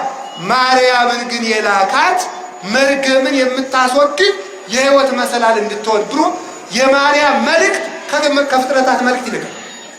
እግዚአብሔር ድንግል ማርያምን ላካት ማለት ፈጥሮ ወደዚህ ዓለም አመጣት ነው። ፈጥሮ ወደዚህ ዓለም ሲያመጣት የሕይወት መገኛ እንድትሆን ነው። ነቢያትን ሲልካቸው ስለ ሕይወት ትንቢት እንዲናገሩ ነው። ሐዋርያትን ሲልካቸው ሕይወትን እንዲሰብኩ ነው። ሰማዕታትን ሲልካቸው ስለ ሕይወት እንዲጋደሉ ነው። መላእክትን ሲልካቸው ስለ ሕይወት እንዲያማልዱ ነው። ማርያምን ሲልካት ሕይወትን እንድትወልድ ነው። ስለዚህ እሷ ተመልከቱ፣ የእሷ መልእክት ከሰው መልእክት ስለሚበልጥ ተላኪተ እግዚአብሔር ወሰብ፣ እኛም ወደ እግዚአብሔር የምንልካት ብቸኛይቱ መልእክተኛይቱ እሷ ናት። ምክንያቱም ሌሎቹ ሲቆሙ አቤቱ የተናገርኩልህን ትንቢት አስበህ ሕዝብህን ብሎ ኢሳይያስ ያማልድናል። የሰበኩትን ስብከት አስበህ ማርልኝ ብሎ ጳውሎስ ያማልደናል። ቅዱስ ጳውሎስ ያማልደናል። ሐዋርያት ሌሎችም ያማልዶናል። በመንኮራኩር ስለ አንተ እየሰበኩ የተፈጨሁትን ማርልኝ ብሎ ቅዱስ ጊዮርጊስ ያማልድናል። በእውነት በገደል የተወረወርኩትን አስበህ ማርልኝ ብለው አቡነ ተክለ ሃይማኖት ያማልዱናል። 100 ዓመት አሳ እስኪመላለስብኝ ድረስ በዓይን ውስጥ የኖርኩትን አስበህ ማርልኝ ብለው ገብረ መንፈስ ቅዱስ ያማልዱናል። ነገር ግን በማኅፀኔ መሸከሜን፣ በከንፈሮቼ መሳሜን፣ በጀርባዬ ማዘሌን፣ ካንተ ጋር መሰደዴን፣ መንከራተቴን፣ የታቀፉ ክንዶችን፣ የሳሙ ከንፈሮችን፣ ያዘለች ጀርባዬን፣ የወሰነች ማኅፀኔን አስበህ ማርልኝ የምትለው የእሷ መልእክት ከመልእክት ይበልጣልና ተላኪተ እግዚአብሔር ወሰብ፣ የታመነች መልእክተኛ ወስሉት ስምኪ በኀበ እግዚአብሔር፣ በእግዚአብሔር ፊት የሰለጠነ ስም ያላት የእናትነት፣ የነቢይነት፣ የአገልጋይነት፣ የባርነት ሳይሆን የእናትነት ሞገስ በሥላሴ ፊት ያላት ብቸኛይቱ እማምላክን ተመልከቱ። እኛ ለእግዚአብሔር የምናሳየው በጎን ጥፍጣፊ ባይኖረን እናትህን ተመልክተህ ማረን ብለን ለእግዚአብሔር የምናሳየው በጎይቱ እጅ መንሻችን ማርያም ናት። እሷን የሰጠን እግዚአብሔር የተመሰገነ ነው። ስለዚህ ተላቂተ እግዚአብሔር ወሰብ ማይመረ መሃይምናት ወመሃይምናት የምእመናን አንድነታቸው የጉባኤያቸው እመቤት ማርያም ናት። አሁን ዛሬ ተመልከቱ፣ ሁሉ እየተነሳ በኢየሱስ ስም እያለ ማህበር ይመሰርታል፣ አዳራሽ ይከፍታል። ሰው እያሉ ይገርማል። ሰው በልቶ ጠጥቶ ጠግቦ ዘራፍ አካጅ እያለ ሲዘፍን ገበሬውን ያ ሁሉ ድግስ የሚበላ ሰው አየና ምን አለ? የሁሉ እስክስታ በፈንዛ ላይ ነው አለ። የበሬው ስም ነው ፈንዛ። በማን ላይ ነው አለ? በፈንዛ ላይ ነው። የሁሉ ድልቂያ በፈንዛ ላይ ነው አለ። ማን የወለደውን ኢየሱስ ነው የምትሰብከው? ማን ያመጣውን? የሁሉ ነጭ ልብስ፣ ቆቡ፣ አክሊሉ፣ ቁርባኑ፣ ጥምቀቱ፣ ገነቱ፣ መንግስተ ሰማያቱ፣ መስቀሉ፣ አንድነቱ የመጣው በማርያም እኮ ነው። የጉባኤያችን እመቤት ማርያም ናት። በእውነቱ አስተጋባል በነ ቅድስት ድንግል ተመልከቱ። እመቤታችን ቅድስት ድንግል እንተባቲ ነዋየ ድንግልና ዛልቦ ሙስና። እመቤታችን ቅድስት ድንግል ማርያም ልባምቃ መለወጥ የሌለባት ነውር ነቀፋ የሌለባት ምርጥ ዕቃ ድንግል ማርያም ሰበሰበችን። ሔዋን ከአጋንንት ጋር ስትሰበስበን ማርያም ከመላእክት ጋር ሰበሰበችን፣ ከእግዚአብሔር ጋር አስታረቀችን። ስለዚህ የጉባኤያችን እመቤት ድንግል ማርያምን የሰጠን እግዚአብሔር ይመስገን። በሔዋን መበታተን ሲመጣ በማርያም አንድነት መጣ። ስለዚህ ክርስቶስም እንዲህ አለ ሀለው ምንድን ያሉ ተመልከቱ። ከቃሉ ጋር ናችሁ? ቃሉ ጋር ናችሁ? ከዚህ አጸድ ውስጥ አለ ተመልከቱ። ከዚህ አጸድ ከዚህ በረት ውጭ የሆኑ ሌሎች በጎች አሉን። ሀለውን ያምፀውን ዜ እነዚያን በጎች ወደዚህ አመጣቸዋለሁ። ወይ ኮጉና አሃደ መሬተ ለአሐዱ ኖላዊ ከበረቴ ውጭ የሆኑትን በጎች አመጣቸዋለሁ። እነዚህም ለአንድ እረኛ ለእኔ ለኢየሱስ ክርስቶስ አንድ መንጋ ይሆናሉ። ይህ አንድ መንጋ የመጣው በቅድስት ድንግል ማርያም ነው። ስለዚህ እመቤታችን የጉባኤ መሰረት ናት። ዛሬ መስከረም 21 ቀን እመቤታችን ምክንያት አድርገው ሊቃውንት የተሰበሰቡበት ቀን ነው። ስለዚህ በእመቤታችን ስም በምድር ብቻ ሳይሆን በሰማይ ለመሰብሰብ የበቃ ነው። በሷ ምክንያት እንደምታውቁት የአርዮስን ታሪክ ብዙ አልተርከውም። አርዮስ የሚባል ከሃዲ ነበር፣ መናፍቅ ነበር፣ መጽሐፍ አንባቢ ነበረ፣ መጽሐፍ ይወድ ነበር፣ መምህር ግን አይወድም። እስኪ አንድ ጊዜ በሉ መጽሐፍ ይወዳል በሉ፣ ግን ምን አይወድም? ያው ችግሩ እዚህ ላይ ነው። እስኪ አንድ ጥያቄ ልጠይቃችሁ። ሁላችሁም ሜዲካል ዲክሽነሪ የምትባል መጽሐፍ አለች፣ ለጤና ባለሙያዎች የምትሸጥ። ያችን ግዙና ዶክተር ትሆናላችሁ አትሆኑ? እስኪ ንገሩ በሉ ተናገሩ። ትሆናላችሁ አትሆኑም? በሉ እንጂ። እሺ ቀንበር ግዙና ገበሬ ትሆናላችሁ? በጣም ጥሩ። እስቲ መጋዝ ግዙና አናጺ ትሆናላችሁ? ብሎኬት እስኪ ሶስት ብሎኬት ግዙና ቤት ውሰዱ፣ ግንበኛ ትሆናላችሁ? በሉ እንጂ። ይሄንን ካባ ብትገዙት ቄስ ትሆናላችሁ? አትሆኑም አይደለም?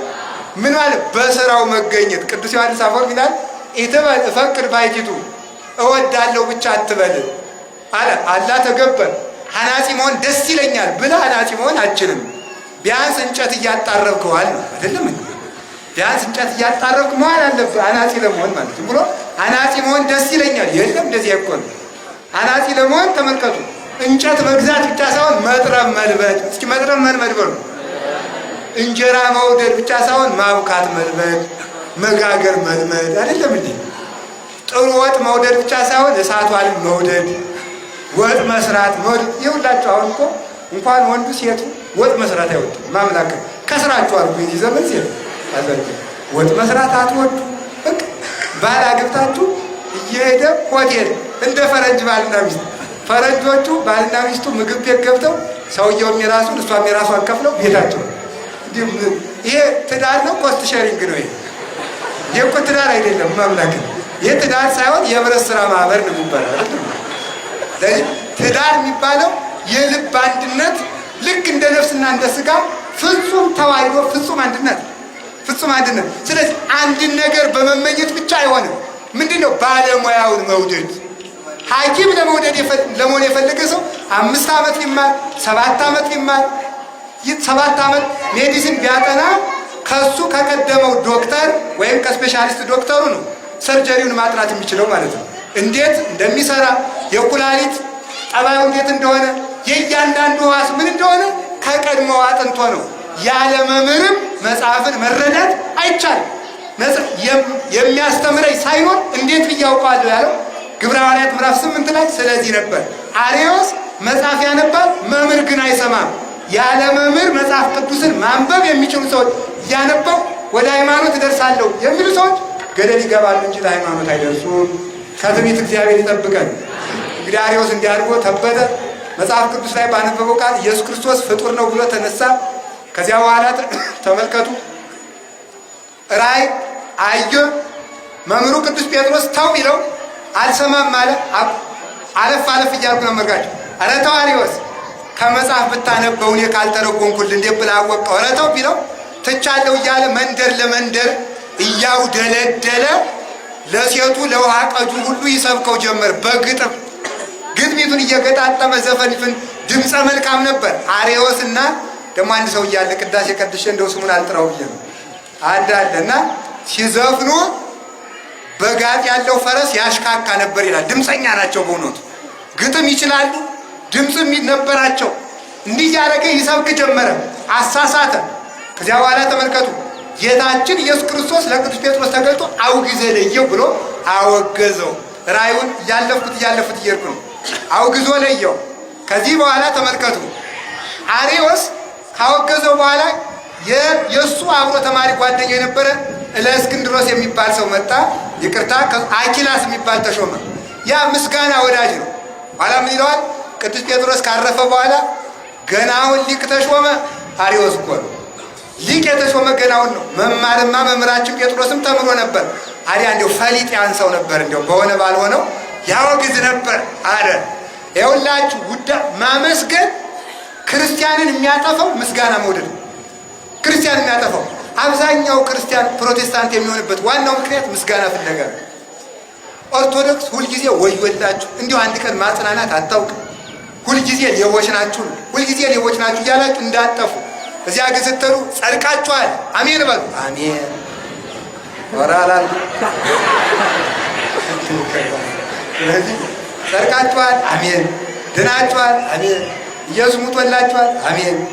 እስኪ ጀግና ማለት ኢየሱስ ሙቶልኛልና አልሞትም በሉ እስኪ። ይቻላል? የማይቻል ትግል ለምንድን ነው? ተመልከቱ። ክርስቶስን ከወደድከው በክርስቶስ መንገድ መሄድ ነው። እንደ ራበው መራብ፣ እንደ ተሰደደ መሰደድ፣ እንደ ተጠመቀ መጠመቅ። ከሱ ጋር አብረን ከሞትን አብረነው እንነሳለን አለ ቅዱስ ጳውሎስ ሮሜ 6 ላይ። አብረው መሞትን ጠልተህ አብረህ መነሳትን ለምን ትፈልጋለህ? አብረው መነሳት ከፈለህ አብረው ሙት፣ አብረው ተራብ፣ አብረው ታሰር፣ አብረው ተሰደብ፣ አብረው ተናቅ፣ አብረው ትነሳለህ፣ አብረው ታድርጋለህ። መከራን ጠልተው ክብርን የሚወዱ ናቸው ከክርስትና የሚኮበልሉት። ሲያመሰግነው ጊዜ እውነት መስሎት ፈትቻለሁ ከውግዘቱ አለው። አልቆየበትም፣ በመንፈቁ ተቀሰፈ ከሹመቱ። ይኸውላችሁ ለውዳሴ ከንቱ ብለው ቤተ ክርስቲያንን የሚገፏት ሰዎች አይቆዩበትም፣ ይቀሰፋሉ። ከቃሉ ጋር ናችሁ? ከቃሉ ጋር ናችሁ?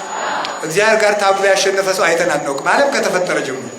ዓለም ከተፈጠረ ጀምሮ እግዚአብሔርን ታግሎ ትግል የጣለ ሰው ታይቶ አይታወቅም። እና በዚያውም ሰዎች ቢያስቡበት ጥሩ ነው ብዬ ነው። ከዚሁ ጋር ልነግራችሁና እንዲህ ሲባል እለእስክንድሮስ ተሾመና አርዮስ ጉጉት በሰማይ ወምድር አለ። መንደር ለመንደር እየዞረ ኧረ ከእለእስክንድሮስ አስታርቁኝ፣ መምህሬ ጴጥሮስ ቢያወግዘኝ አኪላስ ፈቶኝ ነበረ። ግን ተመልከቱ አሁን ዛሬ ደግሞ እለእስክንድሮስ አወገዘ፣ እባካችሁ እያለ ነገር ያመላልስ ጀመር። አባታችን ይቅር በልልን አሉ። አይ ከአዳራሽ የወጣውን ከልፍኝ የሚያስገባው ማን ነው? መምህሬ ጴጥሮስ መናፍቅ ነው ብሎኛል፣ አርዮስን አላስገባውም አለ። ይህን ጊዜ ሄደና ከቅዱስ ቆስጠንጢኖስ ከንጉሱ ከሰሰ። ዛሬም አውደ ማና ቤት ይባላል። እውነቴን ስለ ቤተ ክርስቲያን ጆሮ ያለው ሰው ተሹሞ በወንበር ላይ ተቀምጦ ቤተ ክርስቲያንን የሚያዳምጥ ሰው ጠፍቷል። ዛሬ ደግሞ ያልሰሙት እግዚአብሔር ያልሰሙትን መከራ ያመጣባቸዋል። እውነቴን ነው። እግዚአብሔርን አንሰማም እንዳሉ ከዚያ ተመልከቱ። ይህንን ሲል እለእስክንድሮስ ከቅዱስ ቆስጠንጢኖስ ሂዶ ሳለ ተጫዋቶች ላይ ሲሉ መምህር ተከሳል። ማን ነው? አርዮስ ነው። አዎ አምጣው እሺ የሚከራከር ከሆነ ቢፈለግ አርዮስ እንደ ሶልወ ውሻ መንደር ለመንደር ሲያውደለድል ታጣ ይላል።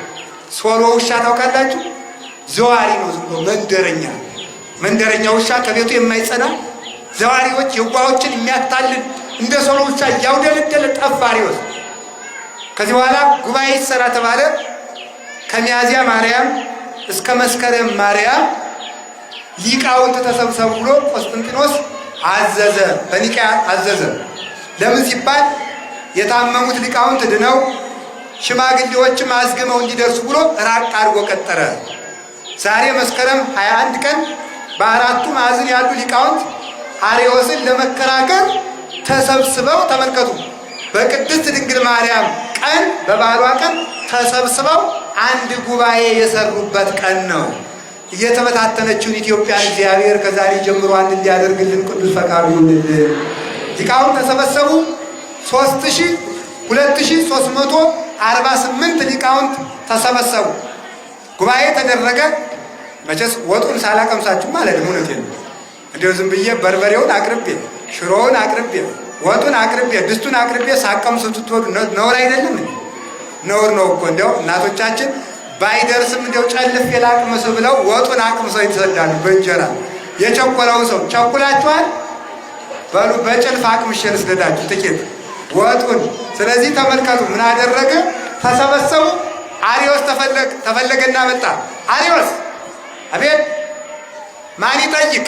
አንተ ትጠይቅ እኔ ልጠይቅ? ካድክ ያልከኝ አንተ ጠይቀኝ አለው። መምህሩን እለእስክንድሮስን አንተ ጠይቀኝ እንጂ አለው። ክርስቶስን ፍጡር ነው የምትል የት አግኝተህ ነው? አይ ከመጽሐፍ አግኝቼ። ምን የሚል? ጥበብ ፈጠረችኝ ትቤ ጥበብ ፈጠረኒ፣ ጥበብ ፈጠረኝ አብ ፈጠረኝ የምትል ቃል መጽሐፈ ምሳሌ ምዕራፍ 8 ቁጥር 22 ላይ አግኝቻለሁ። አይሞኙ አንብቡ አለ መልእክትም ጥንታ እስከ ፍጻሜታ፣ መልእክትን ከመጀመሪያው እስከ ፍጻሜው አንብቧት እንደተባለ መናፍቅ አንጠልጥሎ መሮጥ ልማዱ ስለሆነ አንጠልጥለህ እየሮጥክ ነው እንጂ ዝቅ ብለህ ብታነበው ኑሮ ወእምቅድመ አድባር ወአውግር ወለደኒ፣ ተራሮችና ኮረብቶች ሳይቆሙ ወለደኝ ሲል ታገኘው ነበረ አይደለ? ታዲያ ተመልከቱ፣ ክርስቶስ ፍጡር ከሆነ ተራሮችና ኮረብቶች ሳይፈጠሩ ወለደኝ ለምን አለ? የወለደውን ፈጠረው ትላለህን? አብ ልጁን ፈጠረው ትላለህን? ብሎ በዚህ አይ ፈጥሮ ፈጠረበት ቢለው ወይም እንትኒ አለብሳ ያለሱ ምንም ምን የሆነ የለም ይልባልሳ። አንጥረኛ መጀመሪያ መዶሻን ሰርቶ በመዶሻው ጉትቻውን፣ ቀለበቱን፣ ድሪሙን እንደሚሰራ አብ ወልድን ፈጥሮ በወልድ ዓለምን ፈጠረበት የምትል ከሆነ ወልድን በመዶሻ ከፈሰርከው በወልድ መዶሻነት ዓለምን ከሰራው ወልድን በማን መሳሪያነት ፈጠረው? ያለሱ ምንም ምን የሆነ የለም ይልባልሳ ሲለው ጭጭ አለ ይላል። ደግሞ ሊቃውንት አትናቴዎስ ተነሳና ጨመረለት። አርዮስ አቤት፣ ወልድ ፍጡር ነው ትላለህ? አዎ። ክርስቶስን ታመልከዋለህ? አዎ። አሃ በጣም ጥሩ። ወልድ ፍጡር ነው ትላለህ? አዎ። ሎቱ ስብሐት። ታመልከዋለህ? አዎ። ኦሪት በፍጡር የሚያምን ርጉም ነው ትላለች፣ ትቀበላለህ ቃሏን? አዎ። እንኪያስ አለው ወልድ ፍጡር ነው የምትል ከሆነ ፍጡሩን አመልካለሁ የምትል ከሆነ ኦሪት በፍጡር የሚያምን ርጉም ነው ትላለችና አንተ ርጉም ነህ፣ አንተ ርጉም ነህ አለ። በዚህም ጭጭ አደረገው። ከቃሉ ጋር ናችሁ። እንደገና ደግሞ መለሰውና እግዚአብሔር መጀመሪያ ወልድን ፈጠረው በወልድ ውክልና ዓለምን ፈጠረው የምትል ከሆነ እግዚአብሔር ይህን ዓለም እስካለመፍጠር ደርሶ ትዕቢተኛ አምላክ አይደለም ማለት። ምን ማለት እንደሆነ ግን ይገባችኋል? አሁን እግዚአብሔር ዓለምን እስካለመፍጠር ደርሶ ትዕቢተኛ አምላክ አይደለም። እስኪ በሉ አንድ ጊዜ አቤት በሉ እንጂ እግዚአብሔር በሉ ዓለምን እስካለመፍጠር ደርሶ አቤት ትዕቢተኛ አምላክ። መጀመሪያ ደረጃ አንጠብቅ፣ እነገሌን አናገር፣ በእናንተና ተፈጠር ብሎ ዓለምን እኔ ራሴ አልፈጥረውም ብሎ በተወራጅ አልፈጠረውም። ምሳሌ ለምሳሌ አሁን እኔ የአንዲትን ሀገር ጠቅላይ ሚኒስትር እጄ የቀበሌ መታወቂያ ይስጡ ይብላቸው ምን ይላሉ? ሰውዬ ስራ ፈትነ እንደ ሄድና ቀበሌና መዘጋጃ ቤት ጠይቅ እንጂ ጠቅላይ ሚኒስትር ድረስ ለዚህ ትመጣለህ ይላል። ስለዚህ በታች ባሉት የሚያስፈጽም እግዚአብሔር ግን ይህን ዓለም ሳይልቅ በራሱ እጅ ፈጥሮታል እንጂ በውክልና አልፈጠረውም። እግዚአብሔር የዚህ ዓለም ፈጣሪ አልባልም ብሎ ተወራጅ ፈጥሮ በዚያ የፈጠረው አይደለም። ፈጣሪ ፍጡር የለም። የተፈጠረ መፍጠር አይችልም። ክርስቶስ ግን የፈጠረ ፈጣሪ ስለሆነ እንጂ ፍጡር ስላልሆነ ነው ብሎ በዚህ ረድቶታል። ከቃሉ ጋር ናችሁ? ጨመረና የመጨረሻ ናት። ዕብራውያን ምዕራፍ 1:3 ላይ ዘውቱ ጸዳለ ስብሐቲሁ ይላል። ክርስቶስ የአብ ጸዳል የአብ ብርሃን ነው ይላል። ከዚያ ይህንን ሲመልስለት ቅዱስ አትናቴዎስ ጨመር አደረገና ተመልከቱ። አርዮስ ወልድ የአብ ጸዳል ነው ይላል ቅዱስ ጳውሎስ። ታምናለህ? አዎ። የጳውሎስን ስብከት ትቀበላለህ? አዎ። የአብ ብርሃን ነው? አዎ። በጣም ጥሩ። ወልድ የአብ ብርሃን ከሆነ ወልድ ፍጡር ነው የምትል ከሆነ ወልድ እስከሚፈጠር ድረስ አብ ብርሃን አልነበረው ማለት ነው አለው። ደግሞ ተመልከቱ። በዚህ ስለው ጭጭ አለ። ስለዚህ ሊቃውንቴን ይዘው ምን ይላሉ መሰላችሁ? በተሳለ ባሊሆ ባልጩት ሻፎ ደንጃ ማለት ነው። አታውቁም? ስለት ድንጋይ አታውቁም?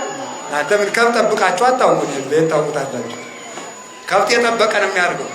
እረኛው ዱላ የሚቆርጠው ተመልከቱ። ድንጋዩን ከድንጋይ ጋር ያፋጭና ስለት ድንጋይ ያወጣል። በዚያ ነው። በእንደዚያ ያለ ድንጋይ መሃል ልቡን የተመታ ሰው ልንቀሳቀስ ማለት እንደማይችለው በጸዳለ ስብሐቲሁ የተወጋ አርዮስ መንቀሳቀስ አልተቻለውም ይላሉ ሊቃውንት።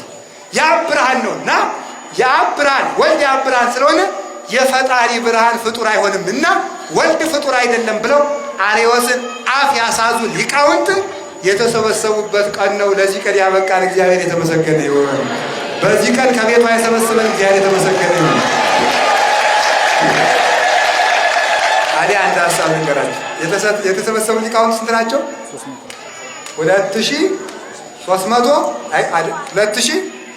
2348 ናቸው። ክርስቶስን ግን አርዮስን የረቱት በክርስቶስ ስም አምነው አርዮስን የረቱት ክርስቶስን ያመኑ 318 ናቸው። አስቡ። የካዱትን ቀንሱና ንገሩ። ቶሎ በሉ እስቲ። እንግዲህ እናንተ ሂሳብ ተምረናል ትላላችሁ። ቶሎ በሉ ቀንሱ። እንግዲህ ከ2348 318 ቀንሱ። አይውርድ ካልኩሌተር አውጡ። ስንት ሆነ? 2010 ነው። አቤት 2000 ስንት ነው? 2000 ነው።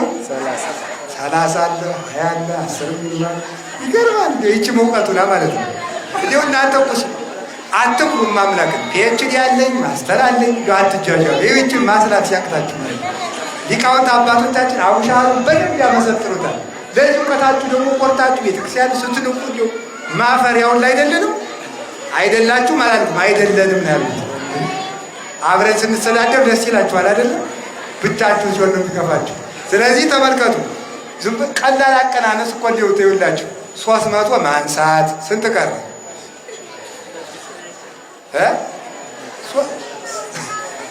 ይሄም ከበደ ባሉ በቃ ሂሳቡን ኋላ ስንት እንግዲህ 300 ስናነሳለት ስንት ቀረ? አቤት 2348 300 ስንት ቀረ? 2048 አይደል? 18 ቀንሱ 2030 ይገርማል። 2030 ካሪ ሆነ ማለት ይገርማል። 2030 ምኑ መቀረ? 318ቱ ሰለስቱ ምዕት መስከረም 21 ተሰብስበው ህዳር 9 ቀን በእውነቱ ጎንደር የታደለች ናት። ሰለስቱ ምዕት ቤተክርስቲያን አለ። እኛ ግን ደመቅ ብሎ ስላልተሰራ ብዙ ጊዜ አንጎበኝም። እንደዚህ ያለው ቤተክርስቲያን በደንብ በእውነት ሰለስቱ ምዕት የሃይማኖታችን መሰረት ናቸው። ሂዳችሁ ማየት መጎብኘት፣ ቤተክርስቲያን እንዳቅማችሁ መርዳት ይገባል። እውነቴን ነው። እግዚአብሔር ማወቅ። ታዲያ እነዚህ ሊቃውንት 318 ሊቃውንት ተሰብስበው እነሱ ሲያምኑ ሌሎቹ ካዱ። ለምን መሰላችሁ?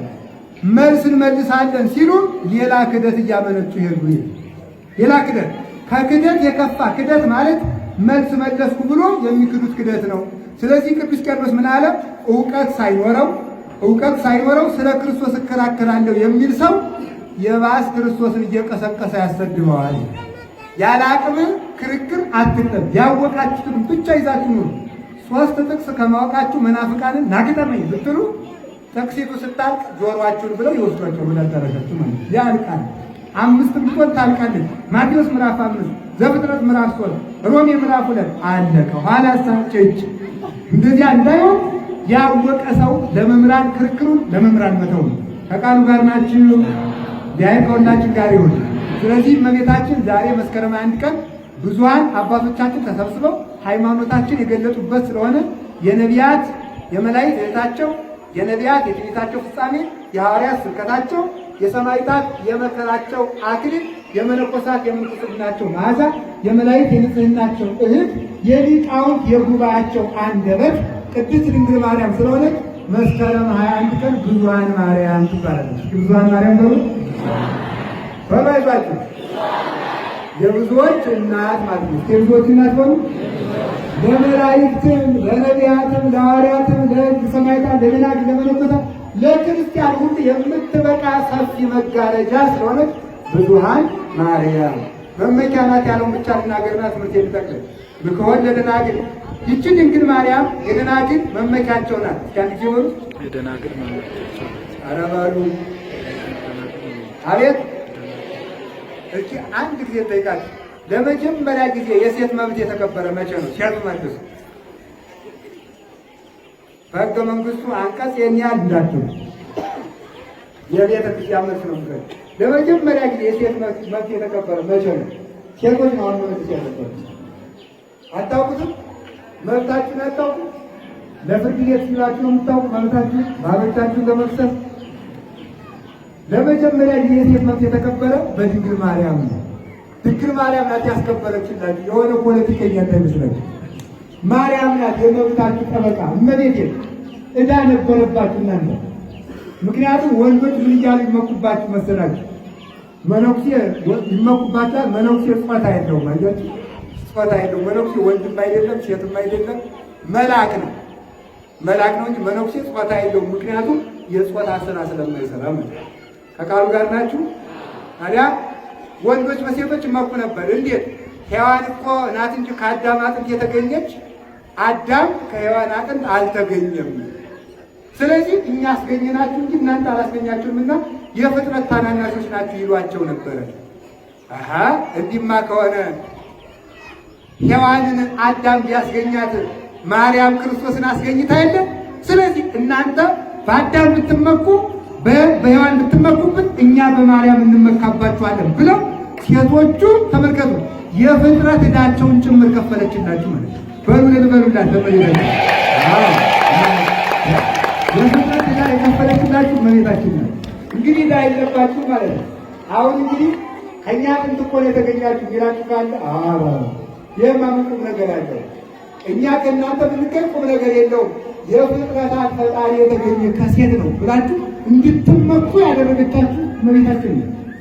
በዚያ በላይ ደግሞ በእናንተ ምክንያት እናንተ ምስጢር አትጠብቁ የነገሯችሁ ሰኞች ችኩሮች እየሮጣችሁ በለስን በልታችሁ ከገነት አባረራችሁ ሲሏችሁ እኛ በለስ አብልተን ብናባረራችሁ ማርያም ልጇን አብልታ ገነት አስገብታችሁ የለምን? አርፋችሁ ቁጭ በሉ ብላችሁ እንድትመኩ አድርጋችኋል። እልል በሉ አሁን። ስለዚህ ለዚህ ትንሽ ያበቃታችሁ በእናንተ ምክንያት ርስት አተናል። ከገነት ተባረራልና መሬት አትካፈሉ፣ ከዘር አትቆጠሩ፣ ርስት አታገኙ ብለው ወንዶች በሴቶች ይመኩ ነበር። በእኛ ምክንያት ከርስት ከገነት ብትወጡ በማርያም ምክንያት ሰማያዊ ርስት ወርሳችሁ የለም ብላችሁ እንድትመኩ ያበቃቻችሁ ማናት? እመቤታችን ድንግል ማርያም ናት። ዝም ብሎ መኩራት ግን አይደለም። ውዳሴ ማርያም መድገም ነው አይደለም። ዝም ብላችሁ ያልመጣችኋል እንድትሉ ጥቅም የለውም። ስለዚህ እናንተ እውነት የለም ማምላክ እራሳችሁን ማስከበር አለባችሁ። ለዓይናችሁ ሴቶች ያላችሁ ዓይን ለዝሙት የተሰጠ ሳይሆን የያዛችሁት ዓይን እመቤታችን ገብርኤልን ያየችበት ዓይን፣ የያዛችሁ ጆሮ ዘፈን የምትሰሙበት ሳይሆን ድንግል ማርያም ገብርኤልን የሰማችበት ጆሮ። ማኅፀናችሁ ድንግል ማርያም አምላክን ከኃጢአት ብቻ በቀር እናንተን በኃጢአት አትመስልም እንጂ ማኅፀኗ በድንግልና የኖረ ነው እንጂ የታተመ ንጹሕ ነው እንጂ እንደናንተ ባለ ሥጋ ከኃጢአት በቀር በንጽሕና አምላክን የተሸከመ ማኅፀን ነው። ራሳችሁን አስከብሩ። በየሜዳው ክፍላችሁን አትጣሉ። የምትወልዷቸውን ልጆች አትጣሉ። እስኪ ሆስፒታል ብንሄድ ዛሬ እየወለዳችሁ ልጅ የጣላችሁ መጣፉ ሴቶች ትኖራላችሁ፣ እዚህም ትኖራላችሁ። እኔ እውነቴን ነው። ሲሆን አትውደው። ከወለዳችሁ ለምናችሁ ምን አሳደጉ? እንዴት ነው ልጅ ጥላችሁ? ምን አይነት አንጀት ነው ያላችሁ? እንዴት ያለ ዘመኑ እኮ ተገላበጠ። በቃ ባይሆን ሴት ሩሩ ነው፣ ወንድ እንደው ልቡ ጠበቅ አለ ይባል ነበር። ዛሬ ባሳችሁና ልጅ ወርውራችሁ ሆስፒታል ትሄዳለች። አሁን ብኔ ሆስፒታል ውስጥ አሳዳጊ የሌላቸው ልጆች አሉ። ማን የጣላቸው? ክርስቲያን የጣላቸው ናቸው። እንዲሁ በእውነቱ በዚህ ተመልከቱ። ድንግል ማርያም ልጅ ለምን አሳድጋ ማርያምን የምንመስል የማርያም ልጆች ነን ያለ ሰው ክብሩን ባረባ ቦታ አይጥልም። ወድቆም እንኳን በንስሐ ይነሳል እንጂ በዚያ ተሰናክሎ ለክብሩ ተጨንቆ የክርስቶስን መልክ አውርዶ አይጥልም። እኔ እውነቴን ነው። ክብራችሁን አትጣሉ።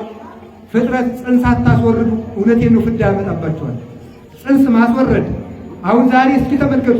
እነዚያ ልጆች እኮ ቢያድጉ ጳጳስ ይሆኑ ነበር። በቁማችሁ ከሞታችሁት ከእናንተስ ያስወረዷቻቸው እነዚያ ጽንሶች ይሻላል። በቁም የሞተ ነው ጽንስ የሚያስወርድ ሰው በቁሙ የሞተ ነው። ያርጋችኋል አላልኩም። የሚመለከት ይመለከተዋል። ላላረጋችሁት ወደፊት ይጠብቃችኋል። ከቃሉ ጋር ናችሁ? አዎ። ስለዚህ እመቤታችን ከርስት እንድትካፈሉ ከገነት እንድትገቡ አድርጋችኋለች። ይችን የሰጠን እግዚአብሔር የተመሰገነ ይሁን። አሜን በሉ። ከዚያ ባለፈ እመቤታችን የደናግል መመኪያቸው ናት። ማለት ድንግልና ድሮ አያድንም ነበር። የዮፍታሔ ልጅ ድንግልናዋን እንድትጠብቅ ታረደች እንጂ አልተጠቀመችም። ኤልያስ ድንግል ነበረ፣ ገነት አልገባበትም። ለረድኤት መንፈሳዊ አበቃው እንጂ ለልጅነት አላበቃውም። ሌሎችም በድንግልና የኖሩ አባቶች አሉ፣ ድንግልናቸው አላዳናቸውም። በድንግል ማርያም ዘመን ግን ድንግልና ያድናል። ድንግልና ገነት ያወርሳል፣ መንግሥተ ሰማያትን ያወርሳል። ስለዚህ ድንግልና ለድነት ተመልከቱ። ወይወስዱ ደናግለ ድኅሪሃ፣ እሷ ገነት አስቀድማ በሦስተኛው ቀን ተነስታ መንግሥተ ሰማያት ትገባለች። ወይወስዱ፣ ከዚያ በኋላ በእሷ ያመኑትን ከእሷ እያስከተሉ ወደ መንግሥተ ሰማያት ያገባሉ ተብሎ እንደተነገረ ድንግልና ለመዳን እንዲበቃ ስላደረገችው የደናግል መመኪያቸው ቅድስት ድንግል ማርያም ናት። ከቃሉ ጋር ናቸው? ከቃሉ ጋር ናችሁ? በዚያውም ላይ ተመልከቱ። ድንግልናቸውን የሚጠብቁበት ኃይል የምትሰጣቸው እመቤታችን። አሁን ሴቶቹ በድንግልና ያላችሁት አስገድደው ወደ ኃጢአት የሚጥሩ ወንዶች ቢመጡባችሁ ሰላም ለኪ እንዘ ንሰግድ ለኪ ማርያም እምነ ናስተበቋኪ ብላችሁ ብትጸልዩ እማሩዬ ናዊ ተማይጸን ልኪ ብላችሁ እናታችን ማርያም ወይ ከአዳኝ አውሬ ታድኒ ዘንድ ተማጽነንብሻል ብትሉ ከኃጢአት ሊያጠላችሁ የመጣ ሰው አይኑ ዕውር ሆኖ ከእግራችሁ በታች ይወድቃል። ስለዚህ ድንግልና የምትጠብቅ እመቤታችን ናት። ያለ ቦታው ተሰናክላችሁ የምትሆን ሳላስበው እየኮነው እያሉ ያለቅሱ ብዙ እህቶች አሉ። ለተክሊል እንበቃለን ብለው ተሰናክለው ይቀርቷል። ይህ የመጣው ውዳሴ ማርያም ስለምታቋርጡ። ማርያምን የሚያምን ሰው የድንግልና ዋጋ ብቻ ሳይሆን የሚያገኝ ድንግልናውን ትጠብቃለታል። ዛሬ መስከረም 21 ቀን የምናከብራት ዮስቲና ይች ነው ታሪኳ። ቅድስት ዮስቲና የልዑሉ ልጅ ወደዳት፣ የንጉሱ ልጅ ልዑሉ ወደዳት። ቢያረግ ቢሰራት የለም አንተ በክርስቶስ ያላመን ከኔ ጋር አትሆንም፣ የክርስቶስ ሙሽራ ካልሆንክ የኔ ሙሽራ አትሆንም ብላ እምቢ አለችው። አላገባም አንተን አለችው። ለመነ፣ ጠና፣ ታመመ። በእሷ ፍቅር ተነድፎ ታመመ ይላል። በፍትወት ፍቅር ተነደፈ። የዚህ ዓለም ቆጵርያኖስ የሚባል ጠንቋይ ነበረ። ስመጥር ጠንቋይ ነው። በዘመኑ የሚስተካከለው ጠንቋይ አልነበረም። ያንን ጠንቋይ ጠራና ዮስቲና የምትባል ሴት ወድጄ እምቢ ብላኛለች፣ ምን ታደርግልኝ ነው እንዴ? እሷንማ መታ ራሷ ከእግር ስር ሰግዳ እንድትበረከክልህ አደርጋለሁ አለ። ዛሬ እንደዚህ በእኛ ቤትም አይጠፋም። ይገርማችኋል አይደለም? በዚህ ግድም ማለት ነው። በየት ግድም? ዝም ብሎ በዚህ ግድም አይጠፋም። ካልሆነ አሳብድሻለሁ የሚሉ አሉ። ሆነ ማለት ነው ያንገራግሩ። ውዳሴ ማርያም ከተገባችሁ ነካ አያደርጋችሁ። ደግሞ ለጋኔ እንትም ይጅላጅል ደግሞ እመቤቴ የአምላክን እናት ይዛችሁ ሰይጣን ሊያሸንፋችሁ ይችላል። የእሷን ውዳሴ ማርያም ብቻ አታቋርጡ። ማንንም ጠንቋይ አትፍሩ። ያው እግዚአብሔር ምስክሬ ነው። ማንንም ጠንቋይ ውሸቱን ነው። ለነገሩ በዚህ ዘመን ጥንቆላውም አይሰራም። ጥንቆላውም የውሸት ነው። ጥንቆላ እውነት አለ እንዳትሉ የሚገል ጥንቆለና ነበር። ዛሬ ግን ጥንቆላውን የውሸትን አውቁትም። ውሸታቸው ነው ዝም ብሎ ማለት ከቃሉ ጋር ናችሁ። ዝም ብሎ ባህር ዛፍ ሁሉ ላይ እየበጠበጠ ነው። ይሄን ረጭቼ ማታ እባብ ነው የምልክብኝ ውሸቱ ነው አውቆ ማምላክ። ከዛ በኋላ ተመልከቱ ቅድስት ዮስቲና ስትጸልይ እግዚኦ ሚበዙ ለይሳቅዩኒ እያለች አቤቱ የሚያስጨንቁኝ ምንኛ በዙ እያለች ስትጸልይ በምን ክብሬ ወመልዕለ ርእሴ እያለች ስትጸልይ የእመቤታችን ውዳሴ ማርያም ስትጸልይ አላ ቆጵርያኖስ እገሌን አምጣልኝ ብሎ ማንንም ሰው ተስኖት አያውቅም። ከዮስቲና ግን አጋንንትን ሲልቃቸው ራቅ ብትን ብትን ብትን እያሉ ይጠፋል። አረ ይችን ሴት እኔ ማምጣት አልችልም አለ ጋኔኑ መጡ። አይ እነዚህ ይችን ሴት እጇን እግሯን አስራችሁ ካላመጣችኋት ከዛሬ ጀምሮ እክዳችኋለሁ አላቸው ቆጵርያኖስ። አጋንንቱን የተዋረሳቸውን አጋንንት ወይም ሊያመልጠን አይደላሉና በምታት ዮስቲናን አንተ አንዱን ጋኔን መረጡና የዮስቲናን መልክ መስለን ዮስቲና ነኝ ብለህ ሄዳል። አላቀ ያች ዮስቲናን መስሎ ዮስቲና መጥቻለሁ። ኋላ ከድንጋጤ የተነሳ የሴቶች ንግሥት ዮስቲና መጣሽ፣ አትጥራብኝ ብሎ ብትንትን ብሎ እንደስም ቀልጦ ጠፋ። ተመልከቱ ማምናገር እንኳን የማርያም ስም በማርያም ያመኑ ሰዎች ስማቸው ያቃጥላል። ዮስቲና ስሟ ሲጠራ ተቃጠለ። ይቺ ሴት ተመልከቱ ጸሎት የምትጸልይ ንጽሕት ድንግል በመሆኗ የተላከባትን ጋኔን አቃጠለች። ሳትኖር እንኳን ከምትጸልይበት ቦታ መጥቶ አስገድዶ ሊወስዳት ይቅርና በአጋንንታዊ ፍቅር ሊጠልፋት ይቅርና ስሟ በሌለችበት ሲጠራ ተቃጠለ። አጋንንቱ ጠፋ። ቆጵርያኖስም ዛሬ ጀምሮ ተለያይተናል ብሎ አጋንንቱን ክዷቸው መጽሐፉን አቃጥሎ ለክብር በቃ። እኔም ለዮስቲና አምላክ አምኛለሁ አለ። ከዚያ ተመልከቱ እሱ ጠንቋይ የነበረው መነኮሰ፣ ድንግልና ስለነበረው መነኮሰ። መንኩሶ ደግሞ ቆሞስ ሆነ፣ ተማረ። ቆሞስ ሆኖ ኤጲስቆጶስ ጳጳስ ሆነ። ይገርማችኋል። በቅድስት ዮስቲና ጸሎት ሁላችሁም እዚህ የተሰበሰባችሁ እህቶቻችንን ለጥፋት ሳይሆን ለድነት ምክንያት እንድትሆኑ እግዚአብሔር ይጠብቃችሁ። ዋናው እሱ ነው። ዮስቲና ድንግልናዋን ጠብቃ ጠንቋዩን ለጵጵስና አብቅተዋለች። እስኪ እናንተ መክራችሁ ለቁርባን ያበቃችሁ ሰው አለ? ወደዚህ ሴቶች እህቶቻችን እንደዚህ አድርጋችሁ እንችላለን እኛም ለቅድስና የተፈጠርን ነን ብላችሁ ለድነት ምክንያት መሆን አለብን ብላችሁ ለኃይል ውሳኔ ወስኑ። ያንን አደረገች እንጂ እንኳንስ ሌላ ሰው ማጽደቅ ባሎቻችሁ ማጽደቅ አቅቷችሁ የለም። ባሎቻችሁ ማጽደቅ አቅቷችሁ ወንዶችም እንደዚያው ነው። እንመጣበታለን በሌላ ቀን አይደለም? አይሻልም? አዎ። ስለዚህ ተመልከቱ፣ ከቃሉ ጋር ናችሁ።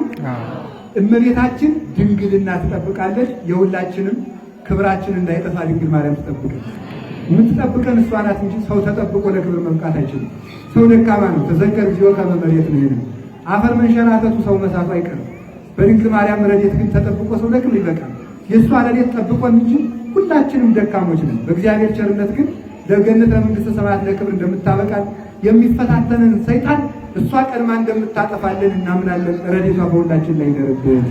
ለአስተአጸሩ ታቀልን። ስለዚህ እመቤታችን አንድም ይሉና የማ ችግር መጣ እኮ የሴት መመኪያ ልጅ ያስቀረው ድንግል ማርያም ነው። ወንዶችሳ እችን ብቻ ቀሩት። የደናግል መመኪያ በሉ። የደናግል መመኪያ የወንዶችም ደናግል። በአጭር ቃል ግን የደናግል መመኪያ የተባሉ ምንድን ነው? የአብያተ ክርስቲያናት መመኪያ ወይም አብያተ ክርስቲያናት የተባሉ ምንድን ነው? እያንዳንዱ ክርስቲያን ቤተ ክርስቲያን ይባላል። የክርስቶስ መቅደስ ነው። ቅዱስ ጳውሎስ ፋልኩክሙ ለአሐዱ ምንት ዘውእቱ ክርስቶስ፣ ሁላችሁንም እንደ ንጽሕት ድንግል ለአንድ ሙሽራ እንደምትታጭ እንደ ንጽሕት ድንግል ሁላችሁንም ለአንድ ሙሽራ ጫችኋለሁ። ያ ሙሽራ ኢየሱስ ክርስቶስ ነው ይላል። ስለዚህ የወንዶችም የሴቶችም የመነኮሳትም የካህናትም የዲያቆናትም የጳጳሳትም የሴቶችም የዚህ ሁሉ አንድ ሙሽራ አላቸው። ማን ነው እሱ? ኢየሱስ ክርስቶስ በሉ። አዎ።